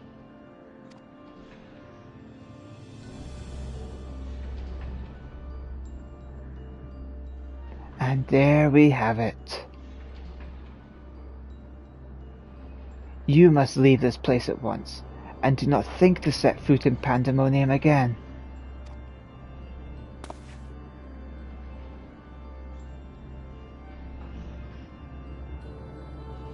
You are capable, that much is plain, yet Hephaestus cannot be suffered to live, and I shall not allow this talk of resurrection to poison mine or anyone else's mind.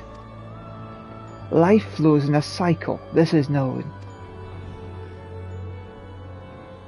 All souls return to the underworld, and Athena's is no exception. She has likely found a new vessel and a new journey to embark upon. You cannot be ignorant to the folly of Hephaestus' words. Even were he to breathe life into a body, the soul contained within would not be your mother's. What if our knowledge is imperfect? What if Hephaestus has discovered something that no one else has? He knows all that you do, understands the bitter reality of the world. He wouldn't pursue the impossible.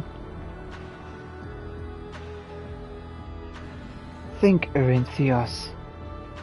I have already explained that he is merely my twisted reflection.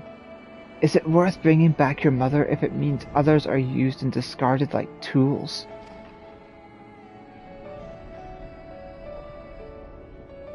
Is it worth it to see her once more? Now, you measure the worth of your colleagues' lives. What was that foolish braying about saving them? Merely a performance to hide your childish devotion to your mother? Please, such barbs will get us nowhere. We should first discuss... You would call me a fool? You who murdered your wife in service of ambition? For the sake of the star, no doubt. I can hear it again. That voice inside my head.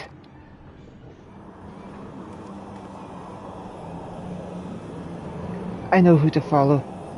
Hephaestus, father. Mother, Oh, I love you so, and this voice will guide me to you.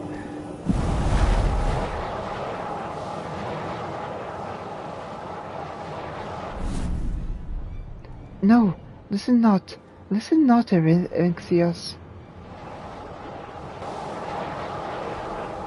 Apologies.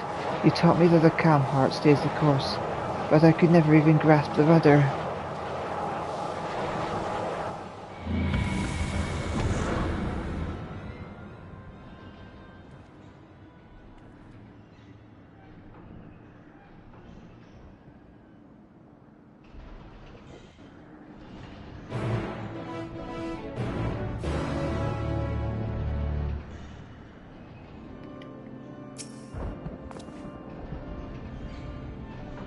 This was Hephaestus' work, there can be no doubt. It seems he learned from his previous failure.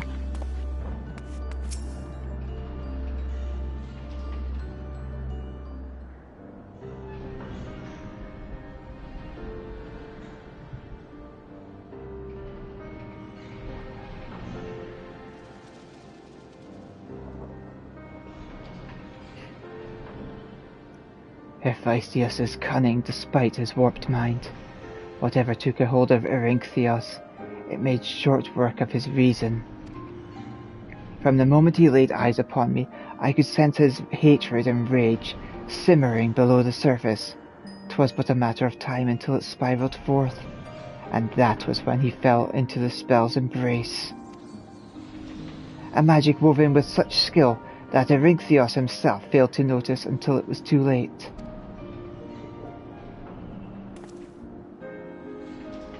If this is the measure of Hephaestus' power, then the other keywords had little chance to resist it. We saw his work during our encounter with Hesperos. Doubtless, Hephaestus' magics fed his admiration and envy until there was room for naught else in his heart.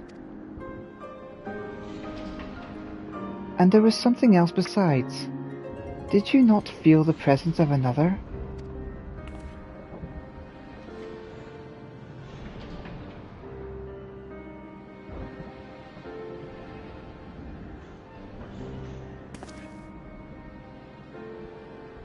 As I thought. Someone was trying to warn Erinthios, but whom? Could it have been one of the keywords? Alas, their warning arrived too late. I had already provoked Erinthios past the point of no return. I bear the burden for this failure. In my stubbornness, I could but scorn the boy, and Hephaestus knew that. And now I dread to think the ordeal that awaits him due to my rashness.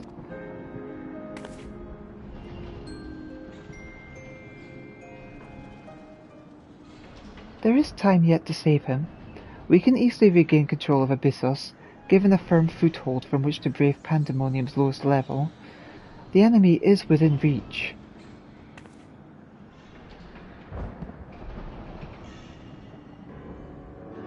Just as with Hesperos, Erinthios is in danger of being consumed by Hephaestus' spell.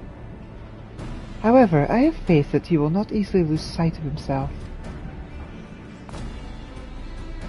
The way forward is clear. Labrea, pray tell us all you know of what we shall find beyond Abyssos. I can only assume one more keyword that lies in wait.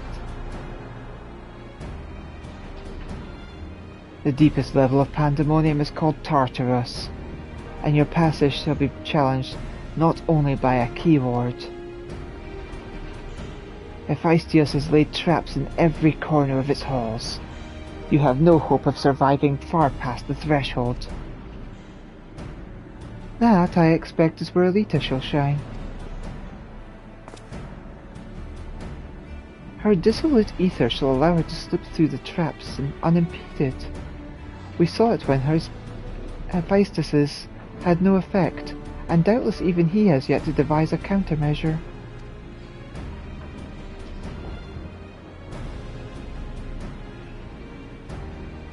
Then time is of the essence.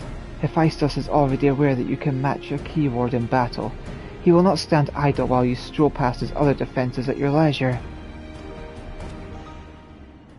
Agreed. However, clarity will be indispensable to our success, and I'm afraid I must insist upon it ere we depart.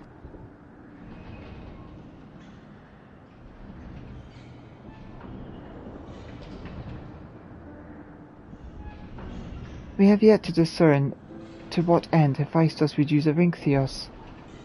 If you know, I would ask that you enlighten us. And then there's the matter of Athena. Why do you so fiercely rebuke Eryntheos' feelings for his mother? While I understand the very thought of resurrecting the dead is anathema, you act as if grief over her passing should be equally so. How are we to grapple with what plagues our friend and drives our foe if you refuse to acknowledge it?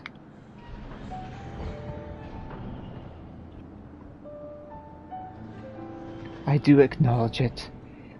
I wish only to spare those that feel it still greater pain.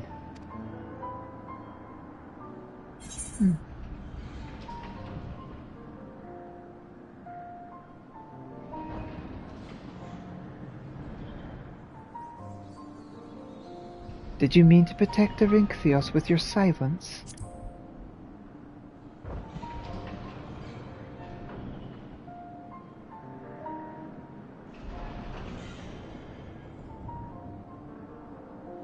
How dare you!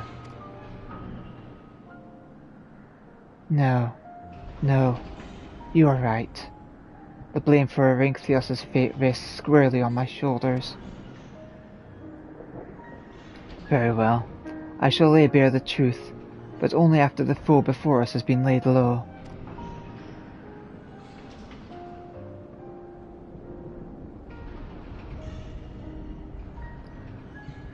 The remaining keyword is Agdistis.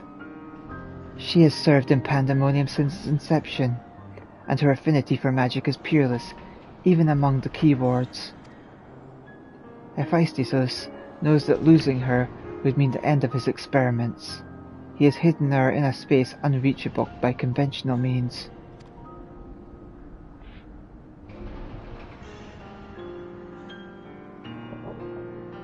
But your presence makes mockery of such barriers.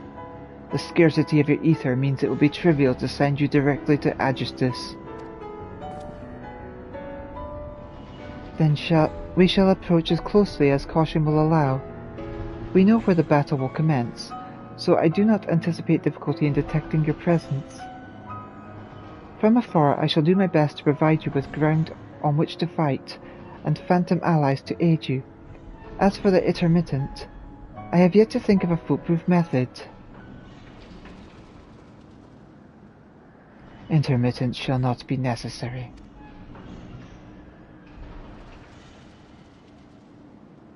From here I can sense Agistus' essence, but it is scarcely recognizable.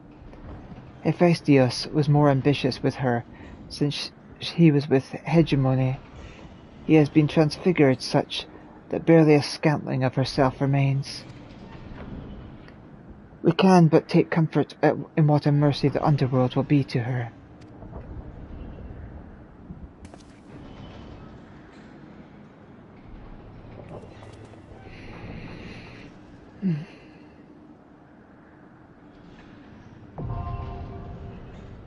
Seventh circle now accessible.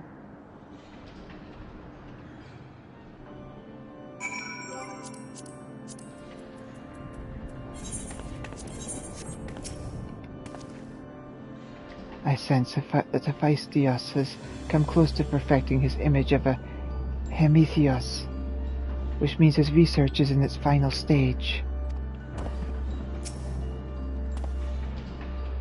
I shall establish control of Abyssos, while keeping an eye on your battle. When the dust has settled, Hephaestus will have nowhere left to flee.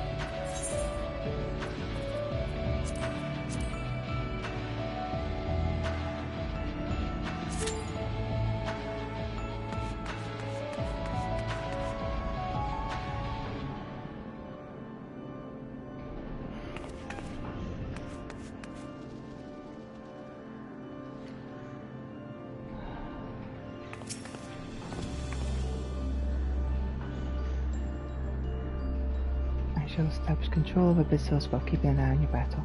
When the dust is settled, Hephaestos will have nowhere left to flee.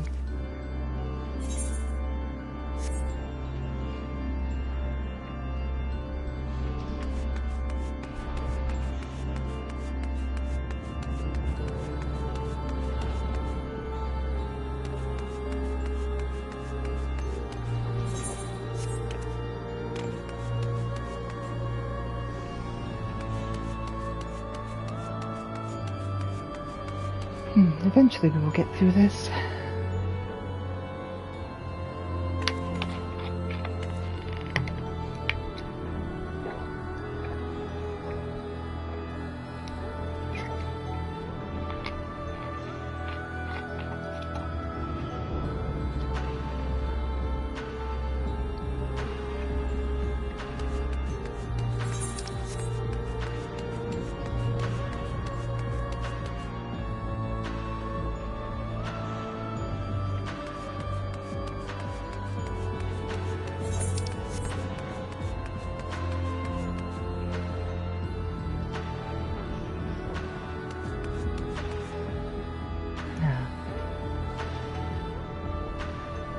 Doing these voiceovers kind of does my voice in a little bit. Like,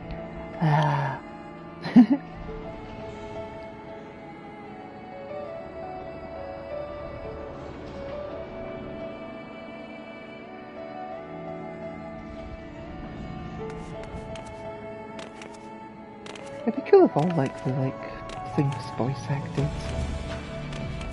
Like, I don't see why they can't just do voice acting for everything.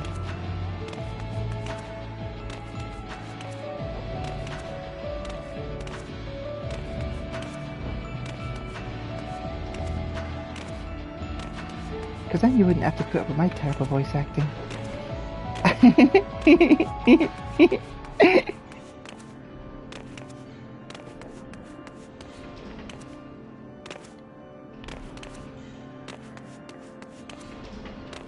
Unless some people actually like my terrible voice acting.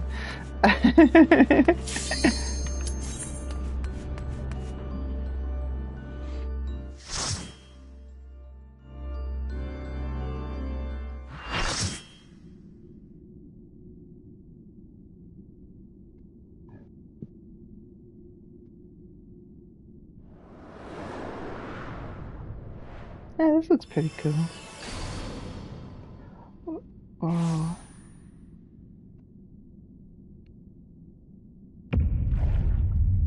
Oh, what the heck?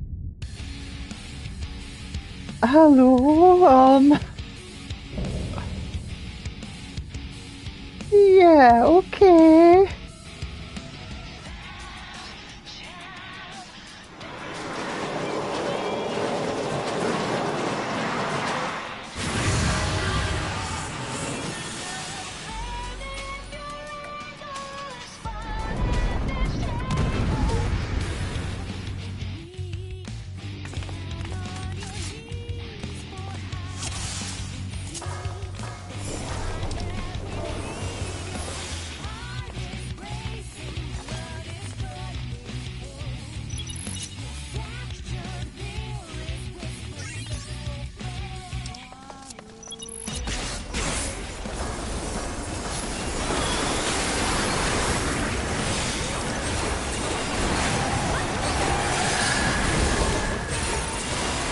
That looks like it's gonna affect the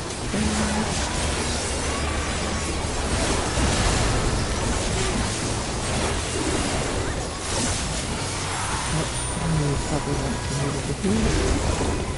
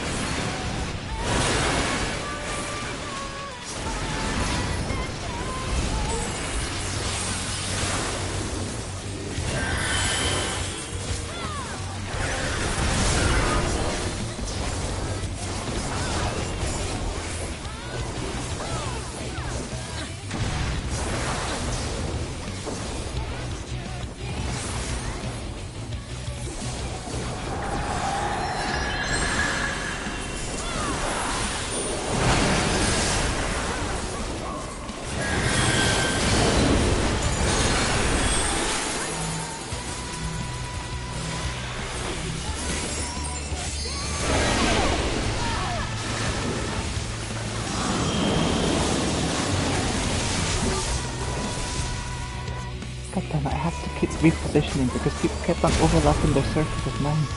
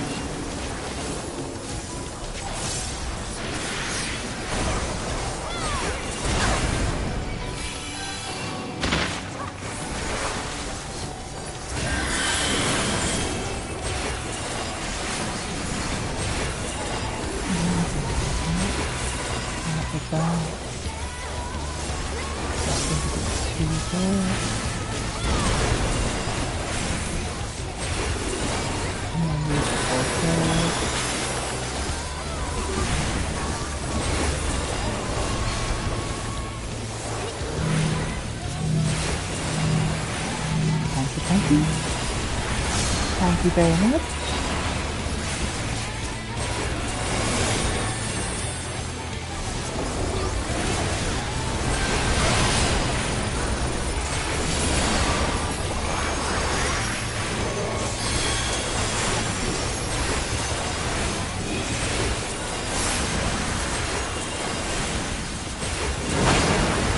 These creatures look a little bit like bears. They're the stationary moons.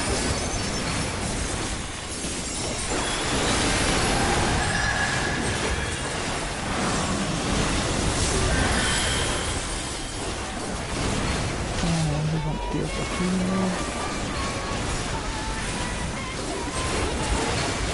And then that path we need to and we go perfect.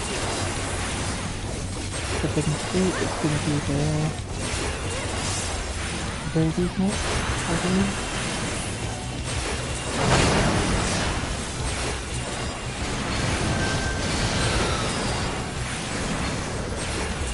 Just see the right side. And goodbye.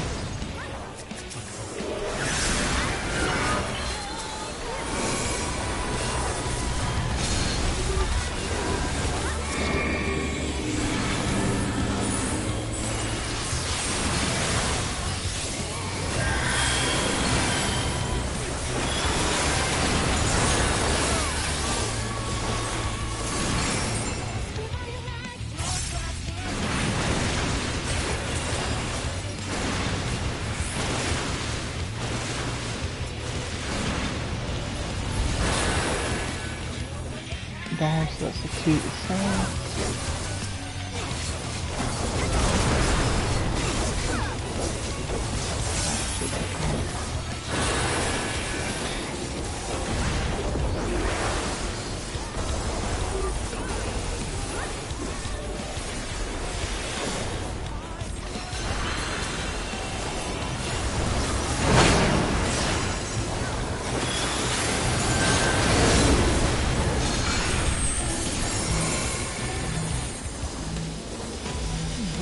be here.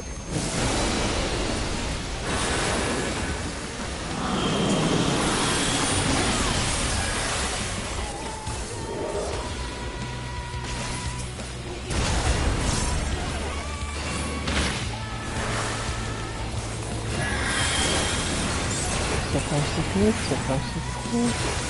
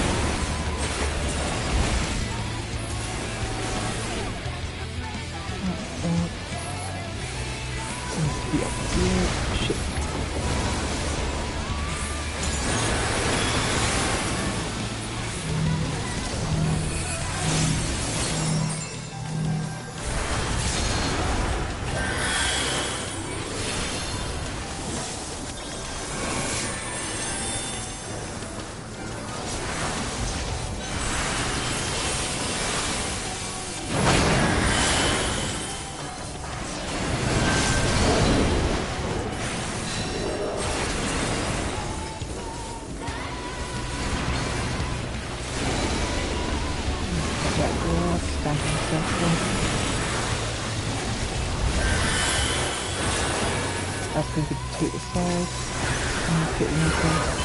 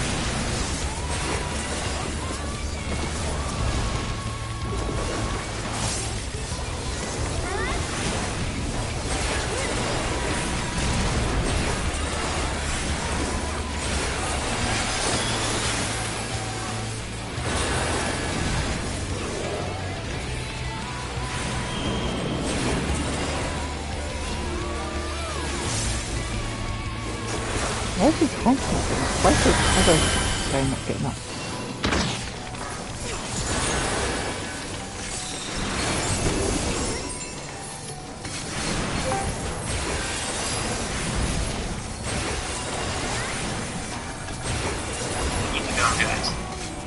It's like there's one tank not getting out and one like DPS it seems to have disconnected.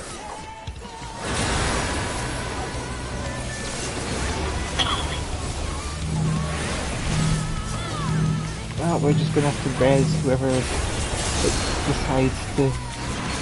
Huh? They survived? DPS could survive a tank buster?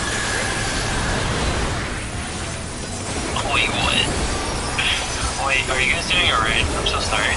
Oh, sorry, I thought that was clipped there. Oh, you're fine. Yeah, I'm doing raid, yeah. I'm so sorry to bother you guys. No, you're not bothering. It's just you might get spoilers if you like listening too much.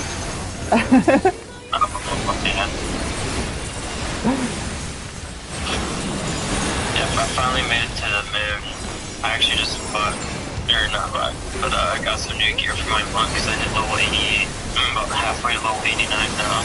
Nice. I'm just excited, I'm almost 90. Congrats.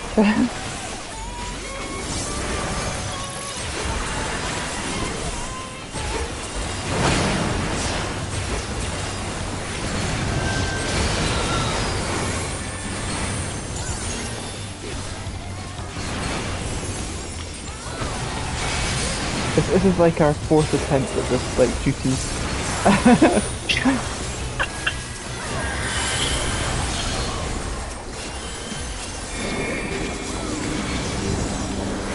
I'm just trying to hop into VC and see how you guys are doing. But I'm gonna go watch these cutscenes and stuff. I'll probably be back later though. Yeah, sure, no worries. Alright, later.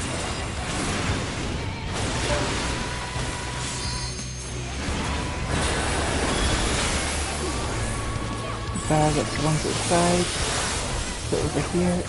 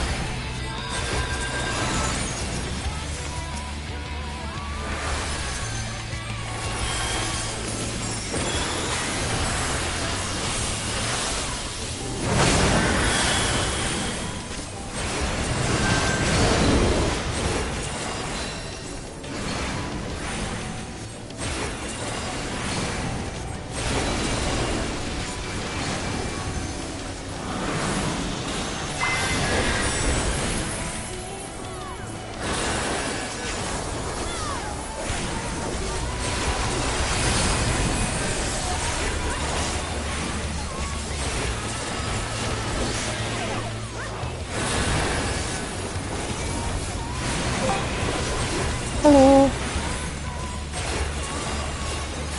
What have we got here? Hello? Okay, I thought someone entered, but...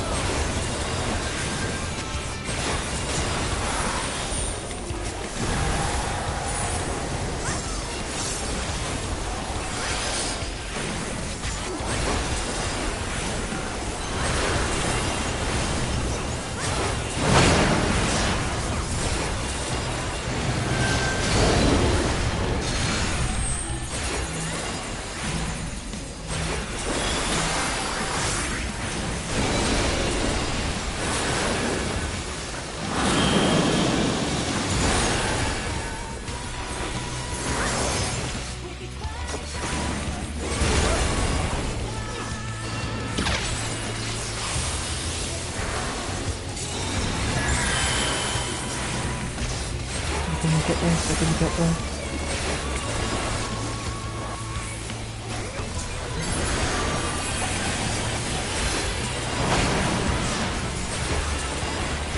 We're almost done.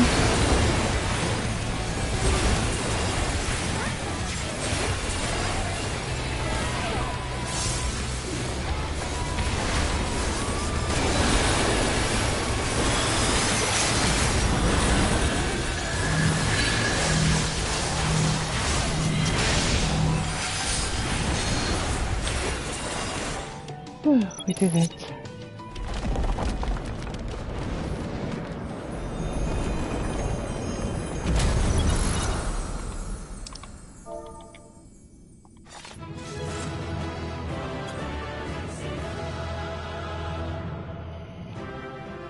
Whew.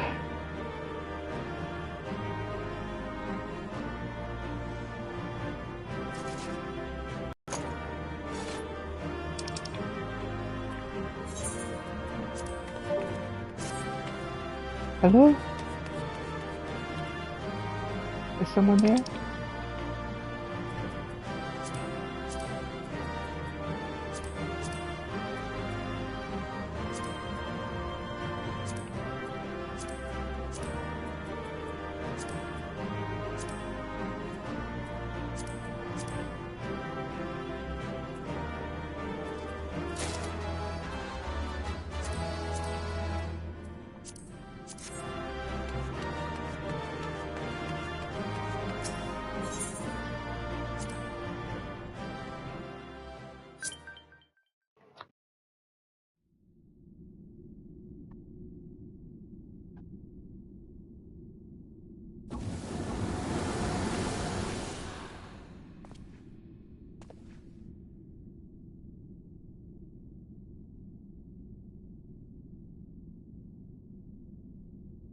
moment Aegisthus was slain, the flow of ether in pandemonium focused keenly on this location, creating a tunnel of sorts through which we could quickly convey ourselves. 'Twas almost as if we were ushered here. This space was created with care and concealed with powerful wards. Only a key ward would have been able to detect it, and even then with great difficulty. Ergo...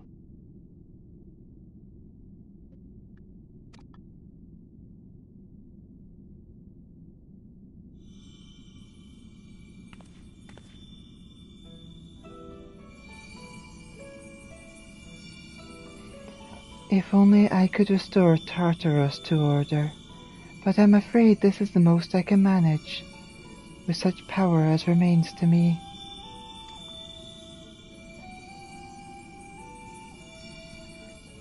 It has been too long, Master Lahabrea.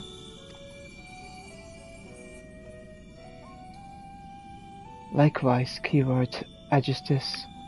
I should not be surprised you were able to break free of Hephaestus' spells, even diminished as you were.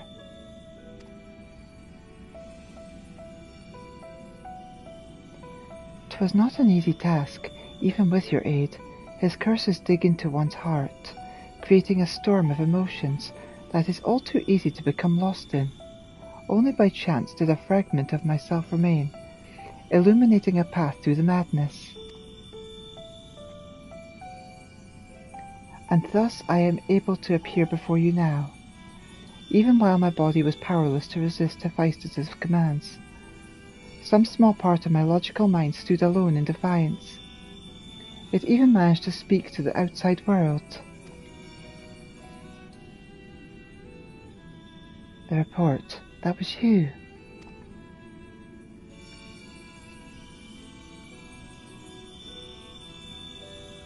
Doubtless you recognize my voice from the many times I have called out to you.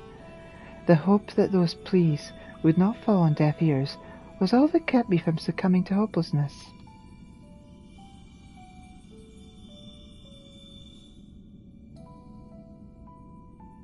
But I have a greater purpose here than simply saying my farewells. There is something you must know, that the tragedies of the past do not repeat in the present.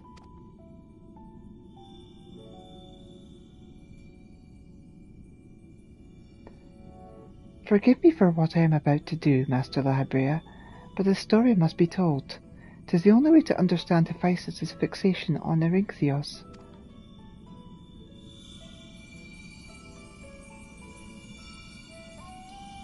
No longer can you hide your heart away.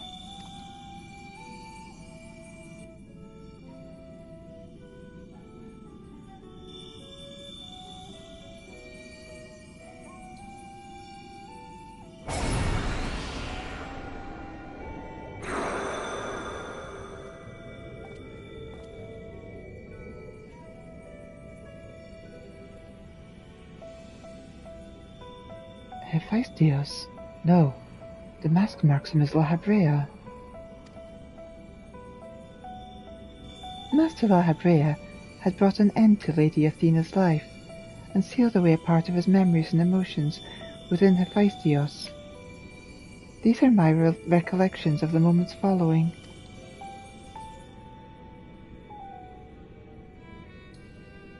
And you truly have no intention of revealing the truth to Erinythios?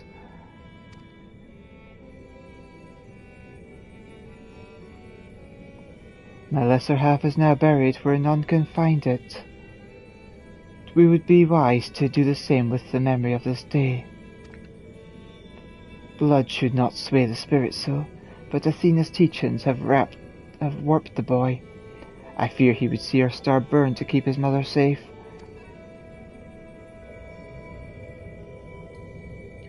Erinythios believes that he feels love, but he is shackled by dependence.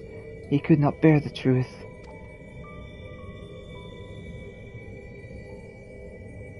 His dependence makes it all the more important to be open with him. He will seek answers about his mother's loss, which shall be inevitably lead him to you. Are you willing to accept the blame for Athena's death? Are you willing to accept your son's hatred?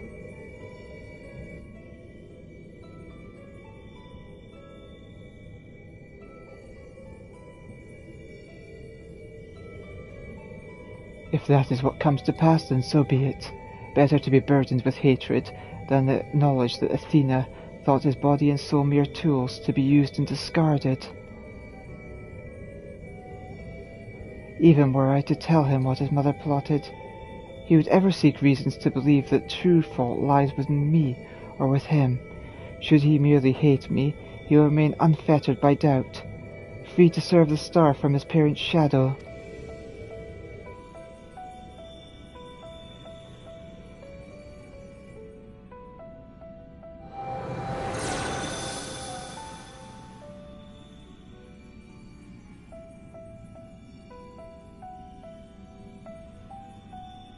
Eryntheos loved his mother more than life itself, and yet, what a dreadful truth you've borne all this time. Such is La Habrea's nature. Every action, every word a solution to life's great dilemmas, and none to spare for his own.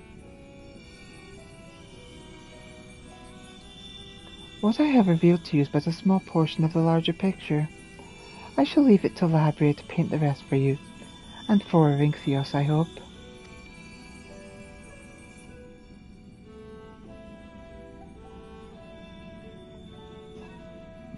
Thank you, Aegisthus.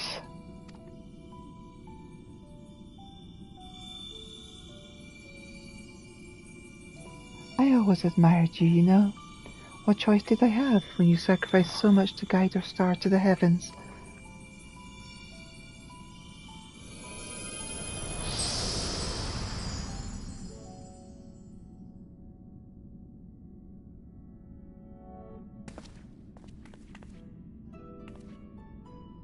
Hephaestus has doubtless sensed that his final keyword has fallen.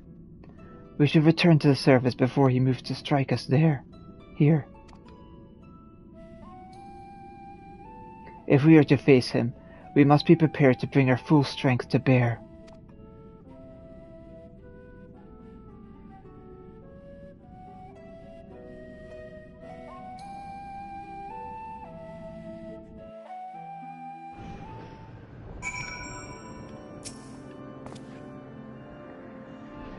It was Eryntheos' hatred of his father that caused him to fall victim to Hephaestus' magics. Yet the roots of that hatred were born from a son's love.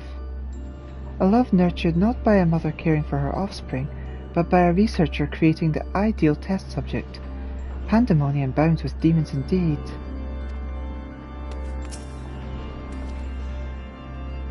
Aegisthus was ever a bold woman, even in her final moments. That she would unearth the secrets of my past for all to look upon. Still, full glad I am that she faced you as her last opponent. I could think of none more worthy to send her soul off to the other side.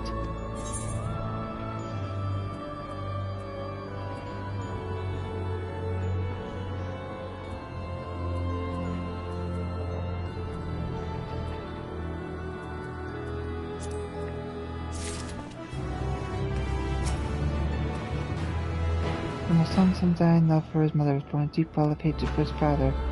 For Eryntheos, those emotions were all too real. The efficiency of Hephaestus' magics attest to that. Yet they were spun by a guiding hand, one which sought to use its inner turmoil as a tool for experimentation. La Habrea would speak further of Athena's fate.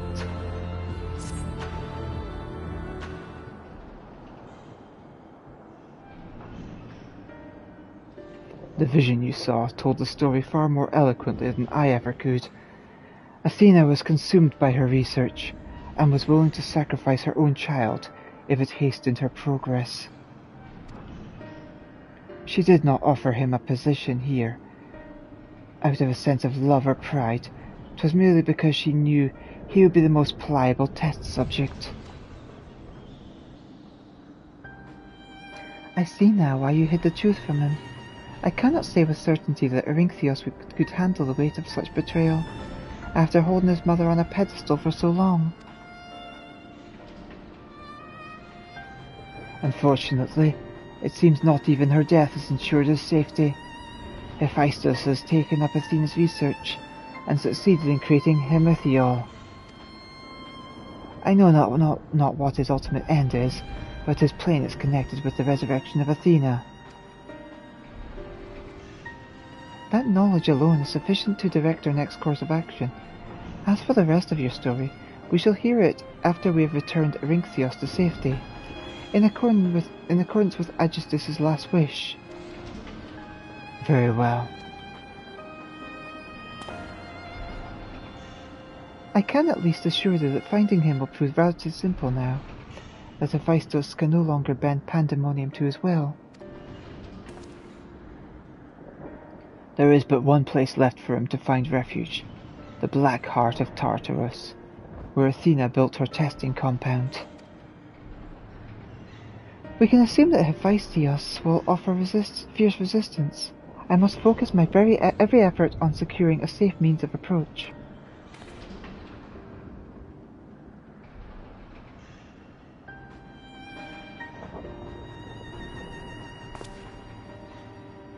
Labria, I would ask that you assume the duty of summoning Elita's phantom warriors. I have no objections. My ability to fight within Tartarus would be greatly diminished in any case. However, I wish to deal the final blow to Hephaestus myself. There is no need to dirty your hands with such a deed. I take it, then, that you have no intent to steal him away as before? The presence I felt when I encountered Hephaestus bore little resemblance to the entity I created. By his own hand he has become something far more wicked, and the same magics that once shackled him may very well shatter before the power he wields. On my pride as a researcher, I am loath to repeat the same mistake twice. I would not see these events play out again, and so he must be extinguished.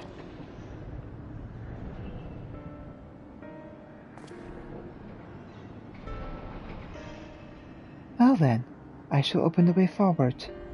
May we finish this together?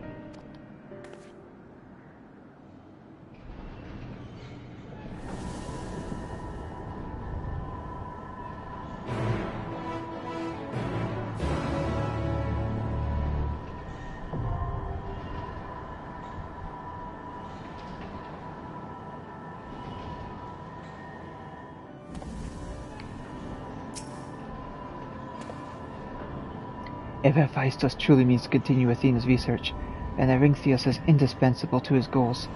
He is safe, but for how much longer I cannot say. The end is in sight. Return to me safely, friend.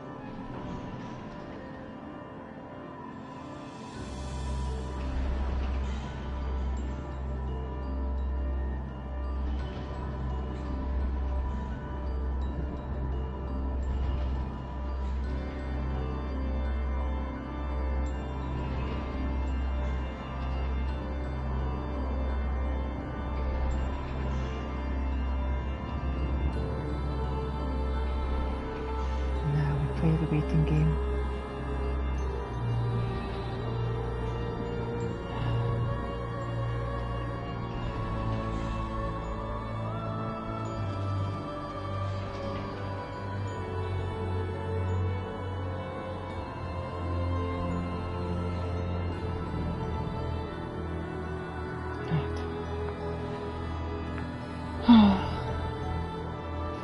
This is the worst part, waiting for like the duty to fill.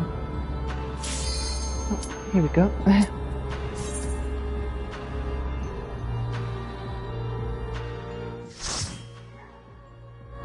And so we have the final duty. So far the third one's been the most difficult.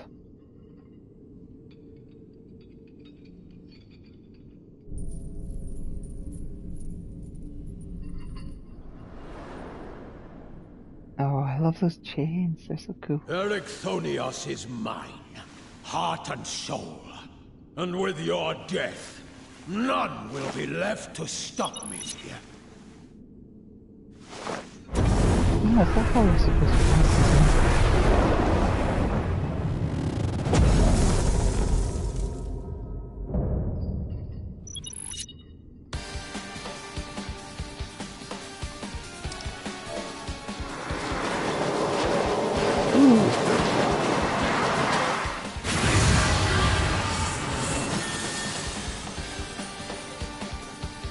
Oh, that is so cool.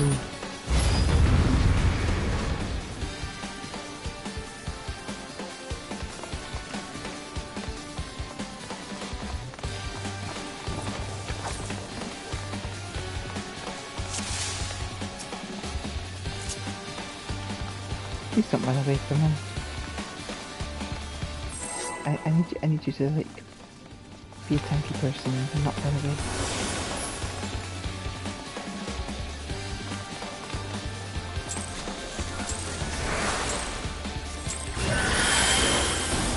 Rest eternally, dark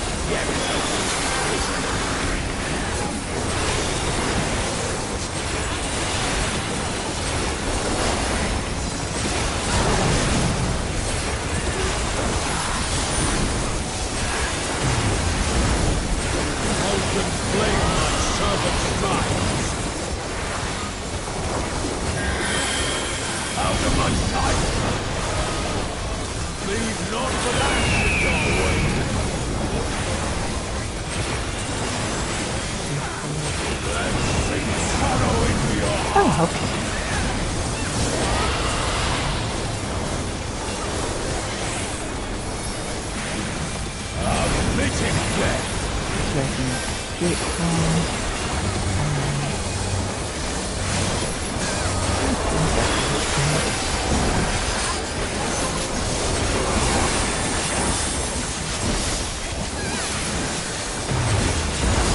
Behold the fruits of sacrifice.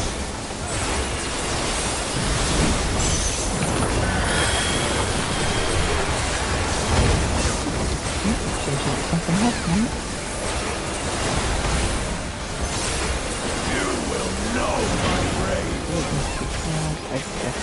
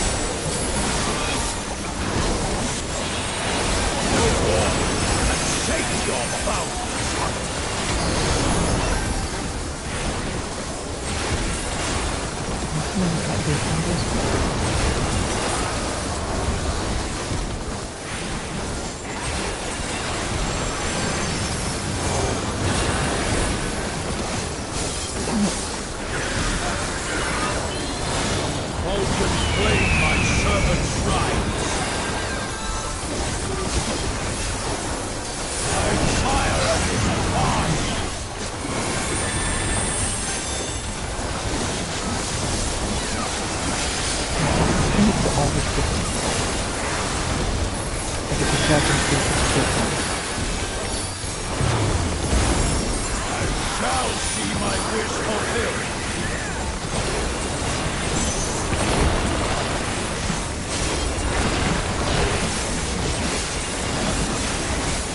That looks like it's going to be something down the right hand side.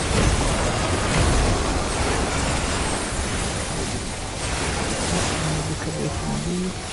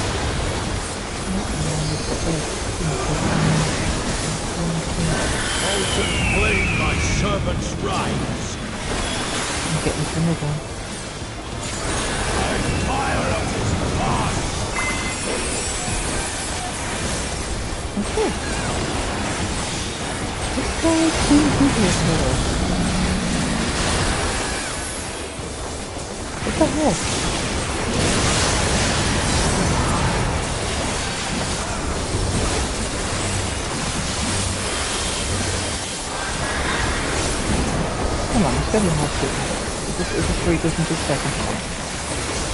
Does he have a second form? Do you have a second form? I shall see my wish fulfilled.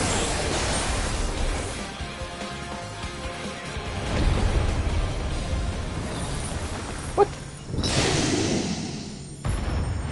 What is that?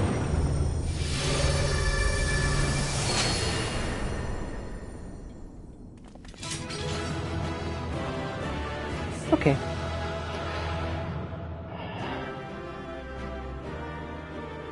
that last fight seemed somewhat anticlimactic. Eh.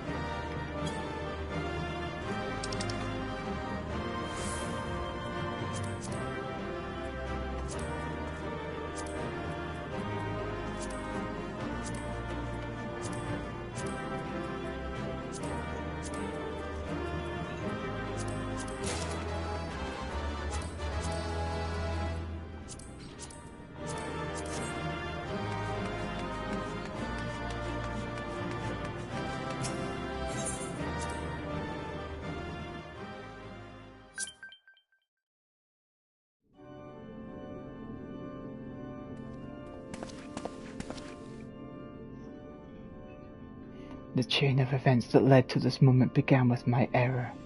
When out of mercy I can find you here. Now I break it and leave no trace of you behind.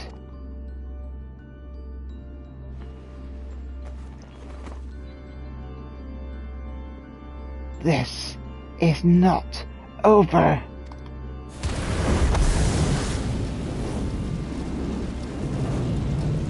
I see you will not go peacefully.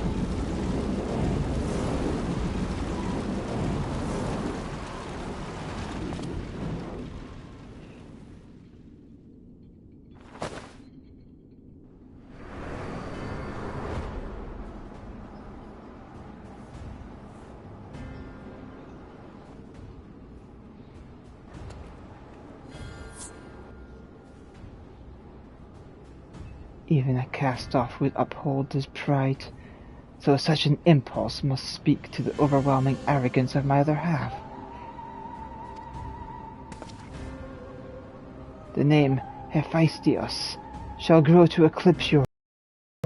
None shall remember the deeds of La Habrea once I fulfill Athena's ambition and bring Erechthonius' dream to life.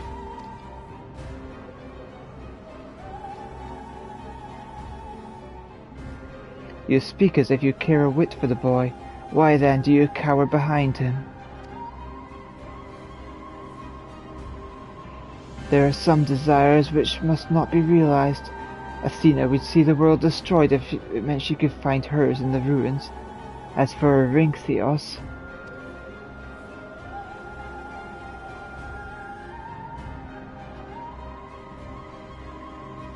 he knows not what his wish would beget. A truth which you have hidden from him. Do you truly believe a father's role is to deceive and manipulate?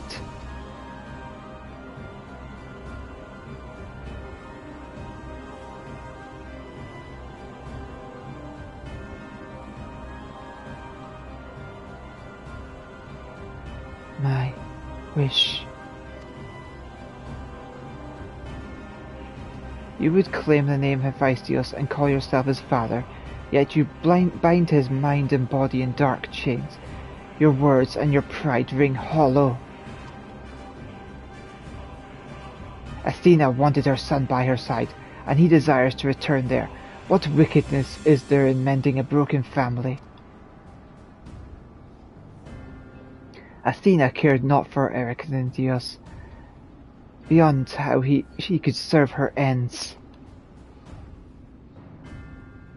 You claim to be acting in his interest, but it is plain you are no different.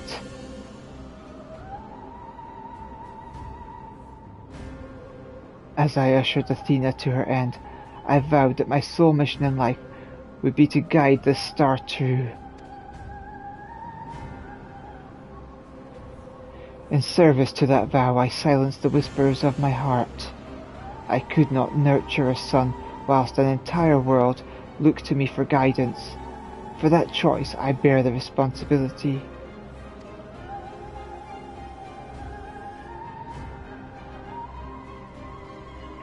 Yet he is still my son, and I'll not suffer you to seduce him with false hope. You who are naught but the bitter dregs of Athena and I, the very worst of us. Mother... she... no. Then who... how do I...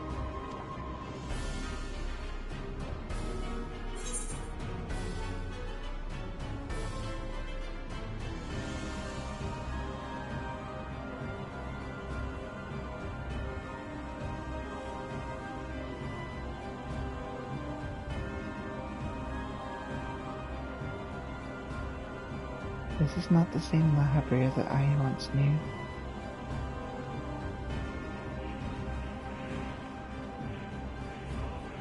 But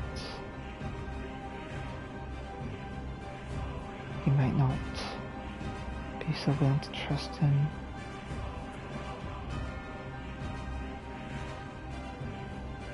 Come back to us.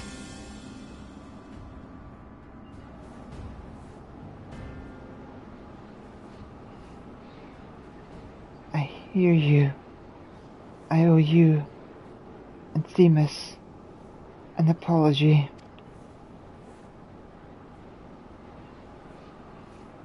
Athena, did you ever... and Lahabrea, I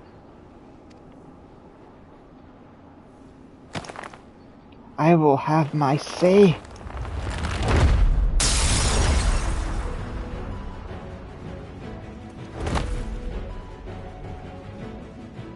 How? His mind was mine. I can't explain. Elita's words reached me through the haze. They rang loud and clear.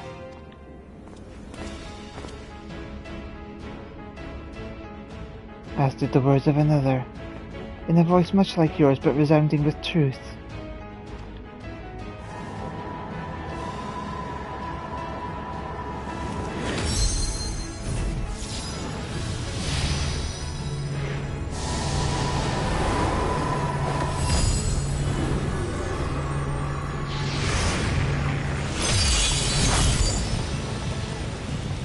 How? When did you master these bonds? Oh, we've endured much worse.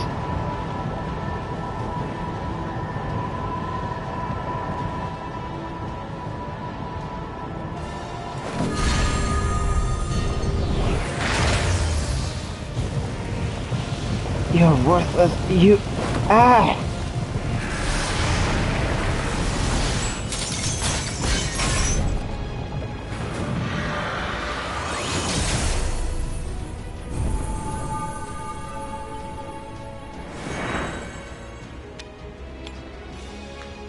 Oh, what?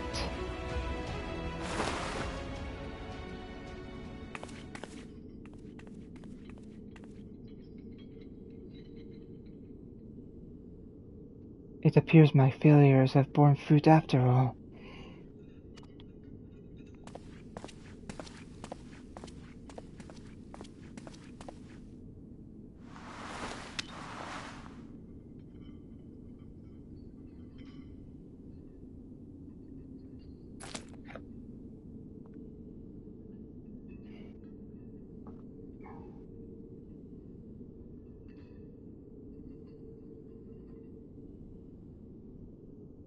You did well, son.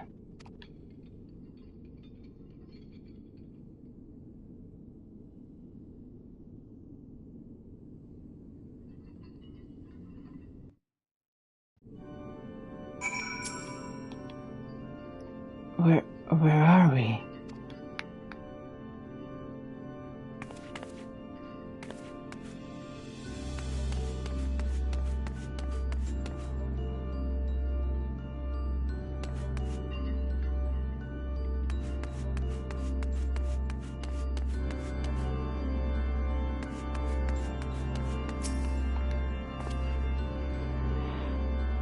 With Hephaestus' essence contained within this crystal, we may safely return Erynchios above, that he would bind Hephaestus with only half his senses intact. You quite understated his adeptness in the art of interment. It was hardly what I had in mind, but a feat deserving of praise nonetheless.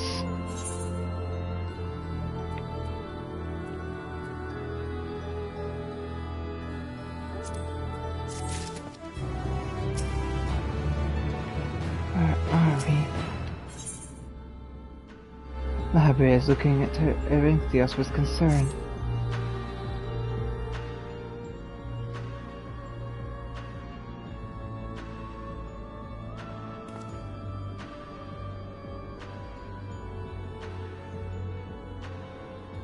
I feel no trace of Hephaestus' poison in your mind, and for a blessing, it appears your body is none the worse for wear.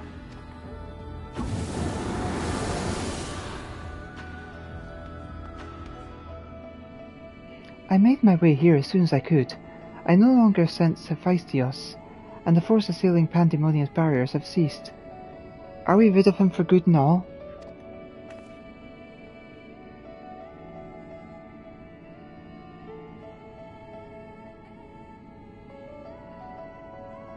I see.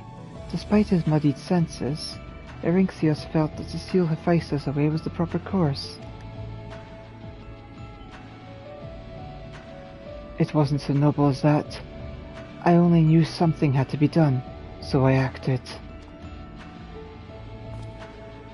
Lahabrea, was that how you dealt with Hephaestus in the past?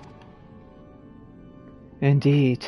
He was naught but the parts of my memory and soul that I had cut away, a mass of ether without a material vessel. Storing his essence within a crystal was the most logical choice. On that matter, I believe the time has come for you to share the rest of your tale, of Hephaestus' creation and Athena's end. I heard your words, but only vaguely, as if from under the surface of a deep pool. My mother wished to use me? I would hear the whole truth. I want to know what happened here, and what drove Athena to act the way she did. I'm ready.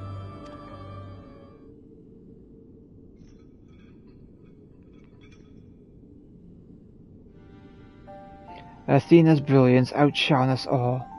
Even the other members of the Words of Lahabrea were as children in comparison. So dedicated to research was she that it was not unheard of for her to forget meals or even sleep. Her mind was ever grasping for knowledge, and it was in this endless search that she became obsessed with uncovering the secrets of life. You see, while we can conceive life in various forms, the means of creating a soul are beyond our ken. Similarly, though we can enhance and alter our physical vessels, we have ever been bound to them. Athena's purpose was to shatter these limitations. Such limitations as we were not meant to surpass. She sought to enter the realm of the gods. Scarce few have the ability to comprehend that such a task entails, let alone the courage to attempt it. For most, the thought would be an idle fantasy, considered once and then discarded. Not so for Athena.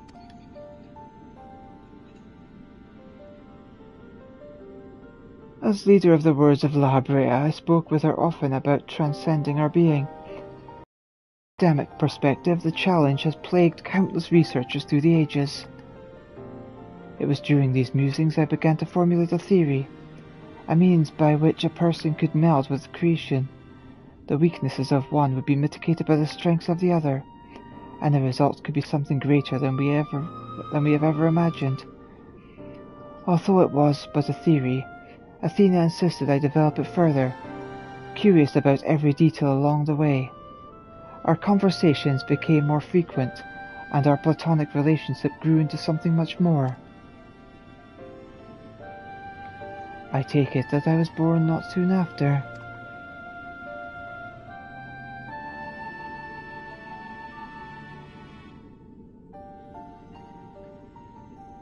Just so. I believed she bore true affection for me, and was blind to her hidden intentions. When Pandemonium was built and she requested to lead the researchers, I saw no reason to deny her.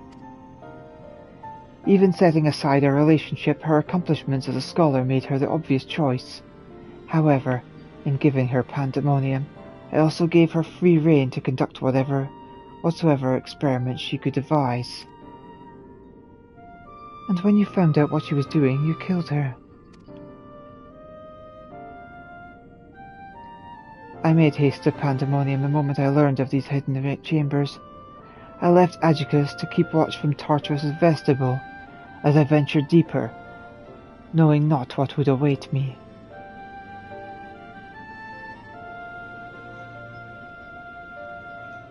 As for what occurred next, 'tis best to see with your own eyes.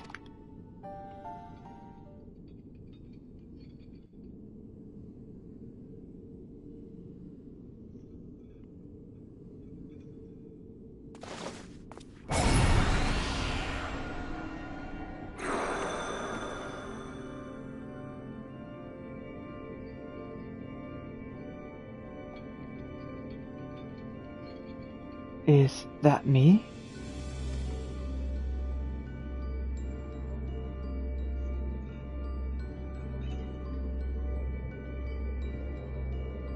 You are well aware that out of respect for our neighbours in Elpis, the researchers of Pandemonium are not to be masked. Yet you stand before me with your face covered. What petty defiance is this? What indeed? So quick you are to rebuke me, though you yourself have not set foot in these halls since their inception.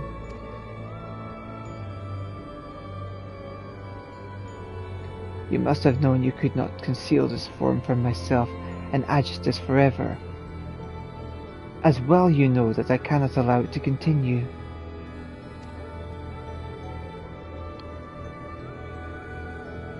I shall say this but once. Release Eric Cynthios, else I have no choice to strike you down.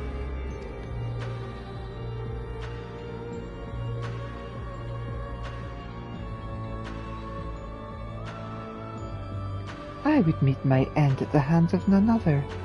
However, ere my time is come, I would have you know the why of it.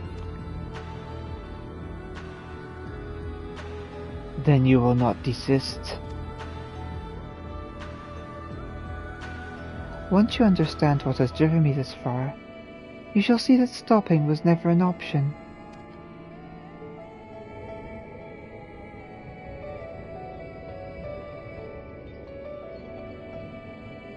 The feelings of one weigh little against the needs of an entire star.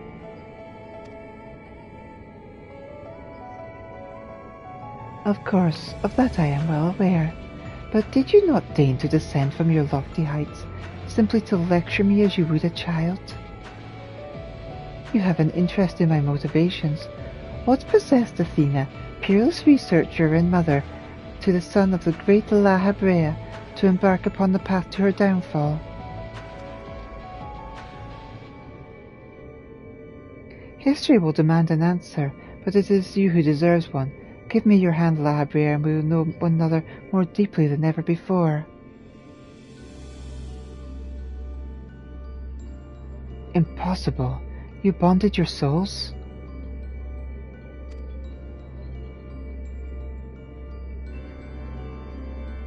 Aye. That the boundaries between us would cease to be. She offered me everything to be understood. I found myself unable to refuse. At that moment, my mind was a storm of questions, yet one roared the loudest. Did Athena ever truly love me?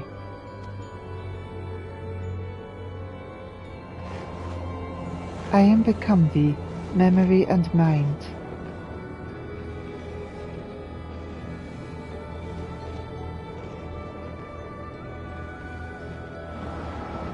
And I, thee.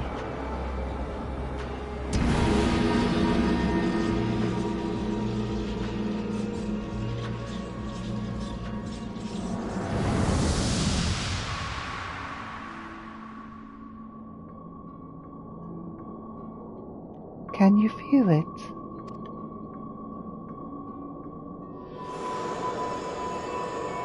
My heart, all that I am.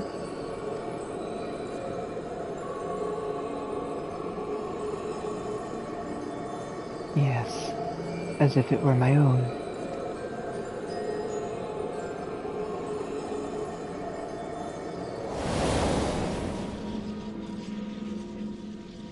A fathomless desire to dissect the mysteries of life, to transcend our mortal flesh and bleed into a higher plane of existence.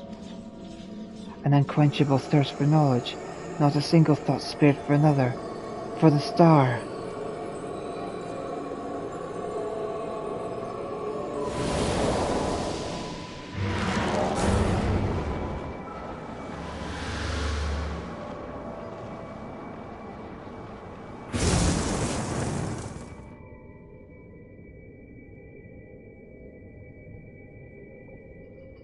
How disappointing.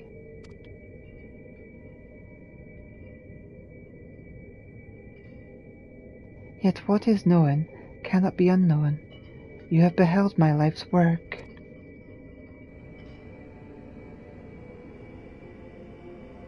Try as you might to excuse the memory, the seed of desire remains, and when it takes root, you too shall be consumed by the selfsame fervour.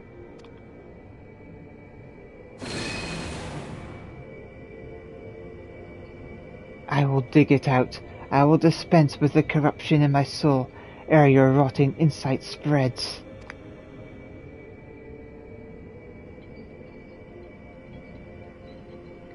"'Twas my weakness that let this wickedness fester, but never again. Today I cast aside fickle emotion and abide in duty alone. Today I renounce all that I was and live only as La Habrea."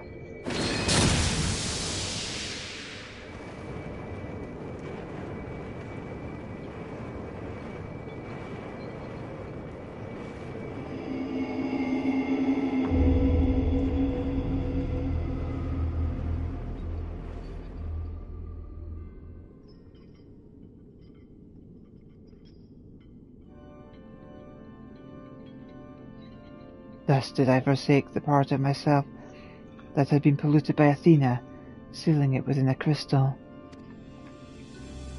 Never did I think that I would one day face those memories made flesh.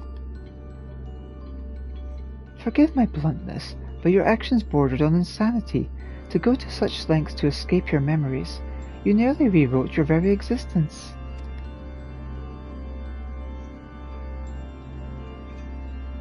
Rest assured, the change did not go unnoticed by our colleagues in the Convocation.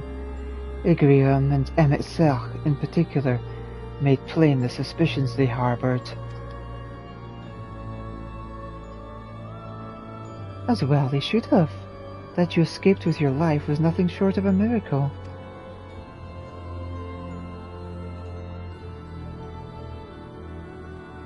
Why didn't you destroy the crystal there and then? Did you think to one day make use of the knowledge it contained? I will not deny such considerations played into my decision. But my main motivation was fear. I had never attempted such a feat before. The crystal was my sole recourse, should something go awry with the remainder of my soul. In hindsight, to cling to it was a mistake born of doubt.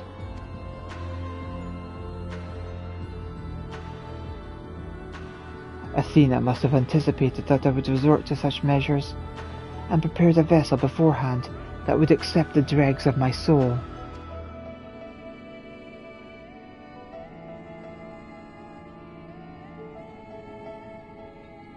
Hephaestus doubtless believed he was performing his duty as a husband and father should, yet in truth he was but a puppet being pulled to and fro by Athena's desires. His goal was not to raise himself high. He thought only of seeing his dear Athena again, live again, that she might finish what she began.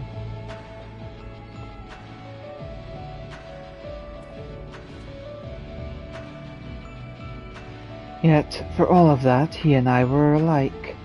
We yet shared a fatal flaw, you see. Our need for control blinded us to other perspectives.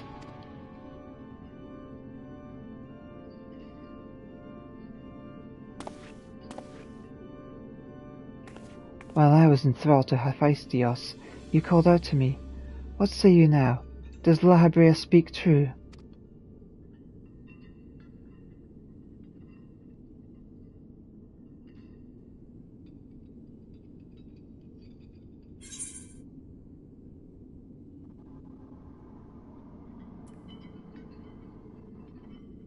Yes, and now it's your turn to do the same.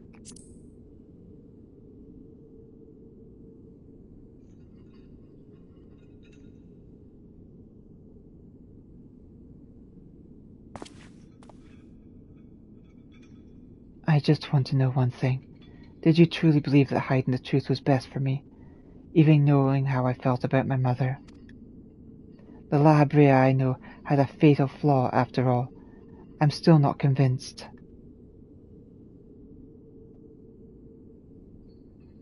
I have said all that I can say. Now it is for you to choose to believe me or not.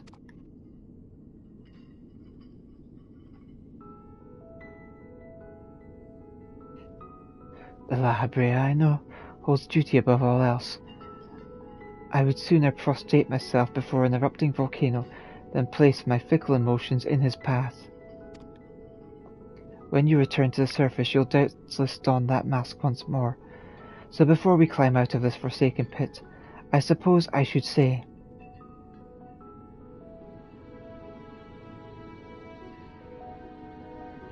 thank you, Hephaestus.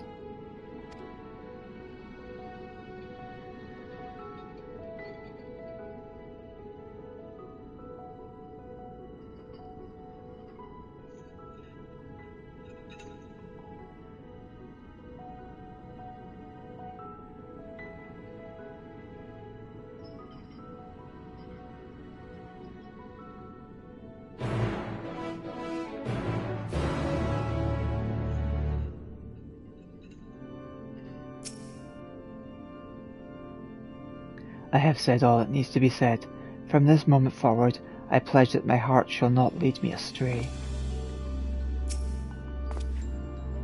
Hephaestus was far more an imitation of La Brea.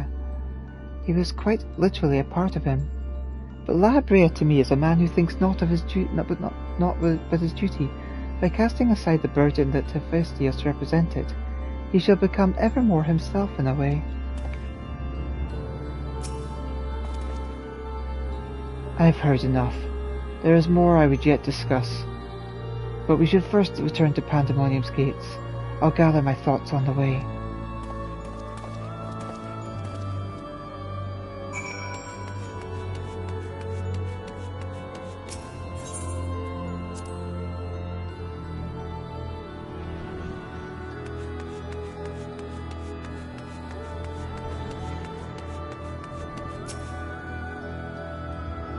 We have regained complete control of the faculty, but it shall take some time yet until things are working order again. Athena viewed Erechtheus as the ideal test subject. Hephaestus' research must have been very nearly complete to seek him out like he did.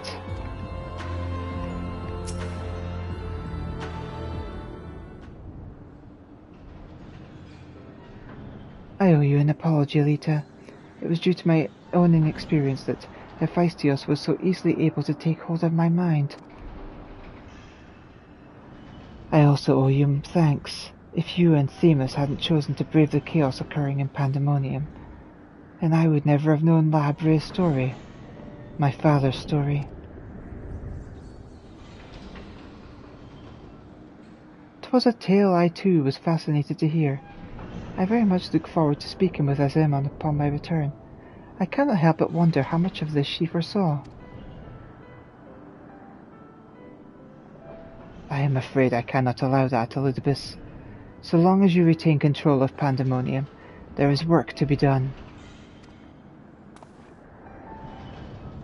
But of course, I shall first free the remaining warders and restore this place to its former glory.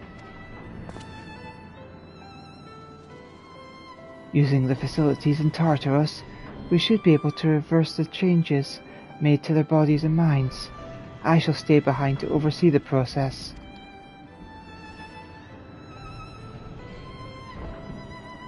That is all well, but I must learn why I was considered the key to Hephaestus' experiments, and how he intended to revive Athena.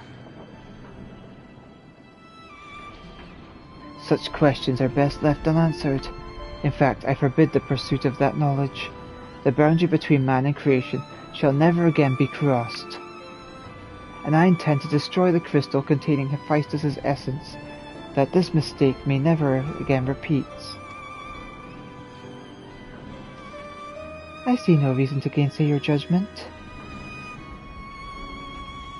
There is yet the matter of your crystal, however. Truth be told, I had not yet considered its origin, until I saw the one containing Hephaestus' ether. I was struck by how wholly different they were. There is another.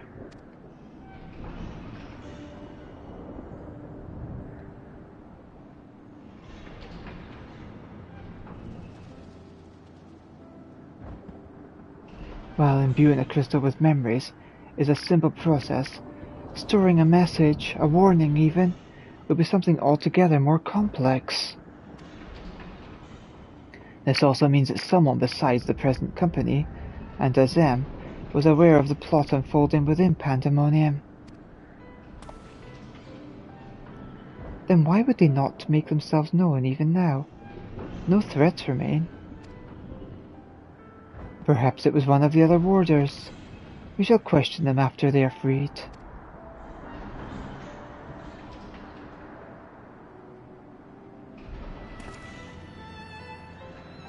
That task may take some time. A resource I'd rather not steal from you. Return at your leisure, and we shall share results then. You've done more than enough for the time being. I am of the same mind. Leave the loose ends to us and continue upon your journey, or if you are so inclined, take a much-needed repose. This talk of journeys smacks of Azem. As well it should. She has pledged to keep moving until she has seen every corner of the world. If you do find yourself with a spare moment, you might bring that crystal of yours to La Habrea. He may offer some further insight. Until then, my friend.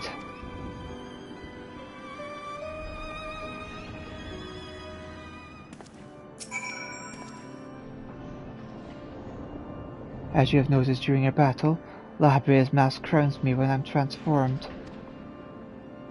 It is said that we manifest in a way that reflects our innermost selves.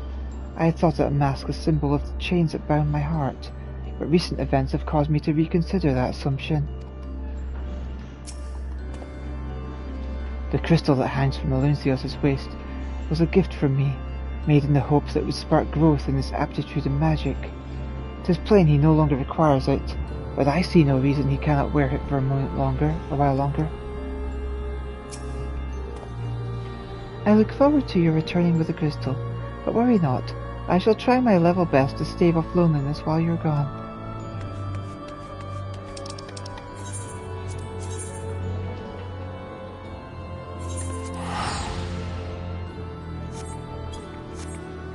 Time to travel through time.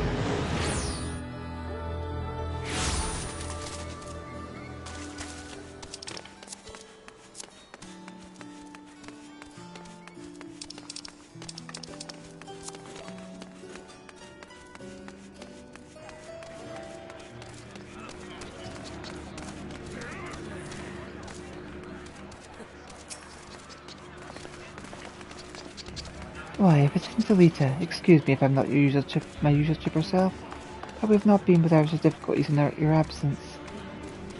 You see, communication with the airship Professor Claudian, commissioned for the search, was lost some time ago, and we have quite lost track of where he might be. And to make matters worse, Nemgigi has just sent word of an unusually large amount of energy coming from somewhere within the ethereal sea. I was just on my way to the Altioscope, in fact. Please, you must come with me.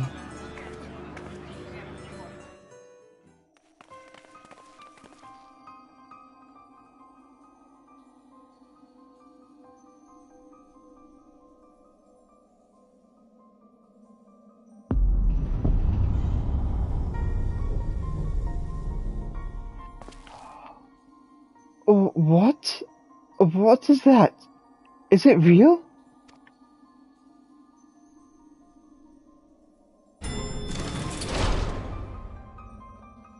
Why is it that whenever danger visits the world, you are never far behind?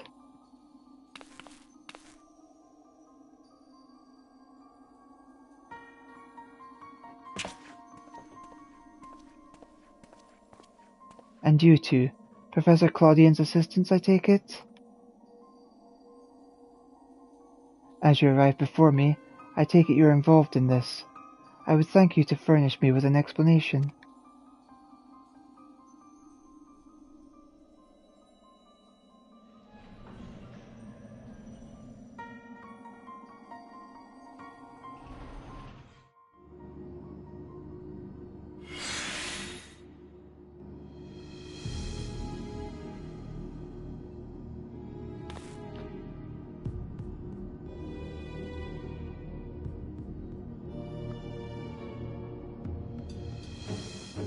While the research summary submitted to the forum gave no cause for concern, these details are alarming.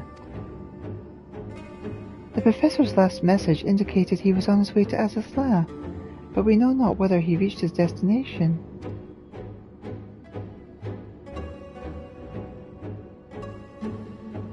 A rash endeavour even for Claudian, but he has ever allowed the thrill of discovery to cloud his better judgment. We have no recourse but to entreat his guards' aid in searching for him. As for that unsightly fortress which materialized in the ethereal sea, Pandemonium was it? It cannot be left alone. For the time being, information regarding this matter must be strictly controlled as to minimize panic. We will gather those with knowledge of the ethereal sea and continue monitoring it for further irregularities. You two, submit a detailed report to the forum at once. At present, we have far more questions than answers. Nevertheless, I would ask for your assistance at such a time as our investigation has been concluded. Very good. Now, if you'll excuse me, I will appraise the forum of what has occurred here.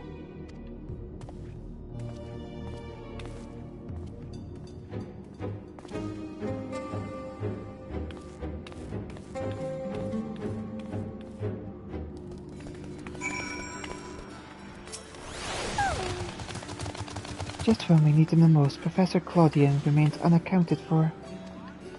He even brought the crystal with him. We are left with scarce few straws to grasp at. While I am but a lowly assistant, even I can see that our two current problems are likely related. The same party or phenomenon may be responsible for both. Conversely, I see now that my inexperienced imagination failed to do Pandemonium's pitiless spires justice. I can only wonder if the faculty itself traversed the ages. Did the creations within do the same? What of the keywords? But answers to these questions shall come in time, I am sure. For now I must do as Master Folchenot asked and write that report. As for you, Elita, pray you get rest what responsibilities will allow. When next we call on you, I wager we shall need you in prime condition.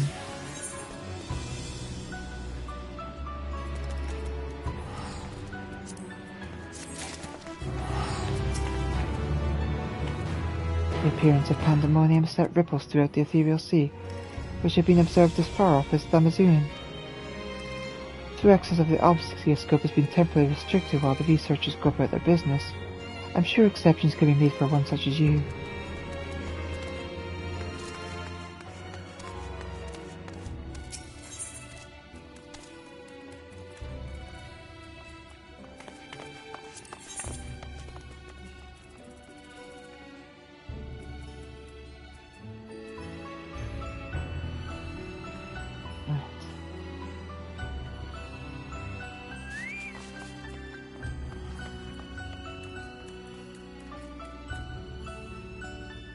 Ring of Healing.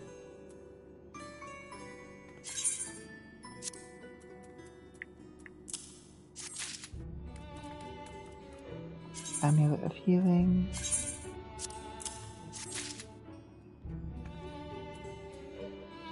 Choker of Healing. Earrings of Healing.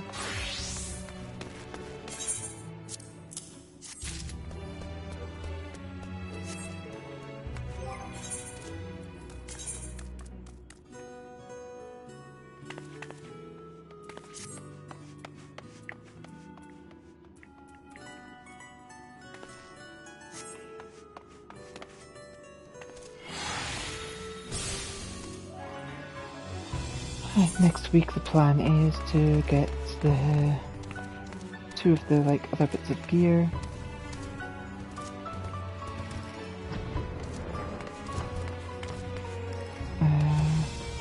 I will be getting the chest piece from the tomes.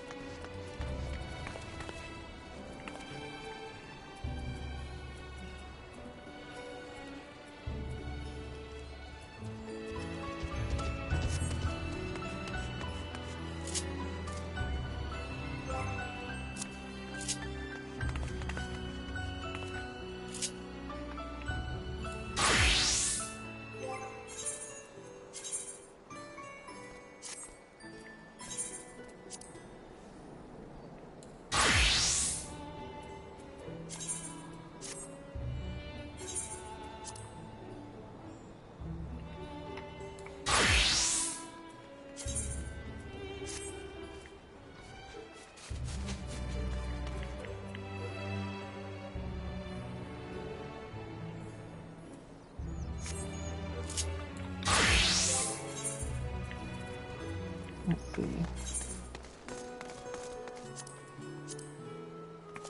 Which one is better?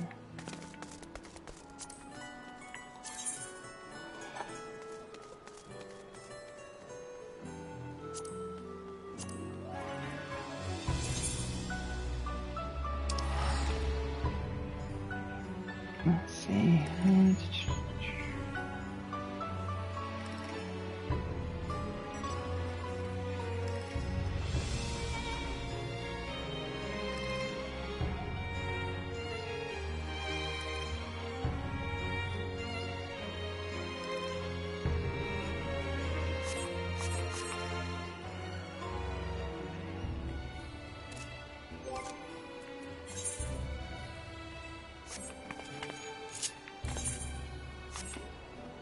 Right, that shall do for now.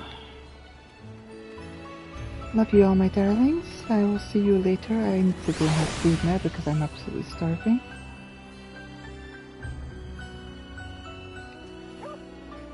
Take care and I'll see you all again. Bye for now.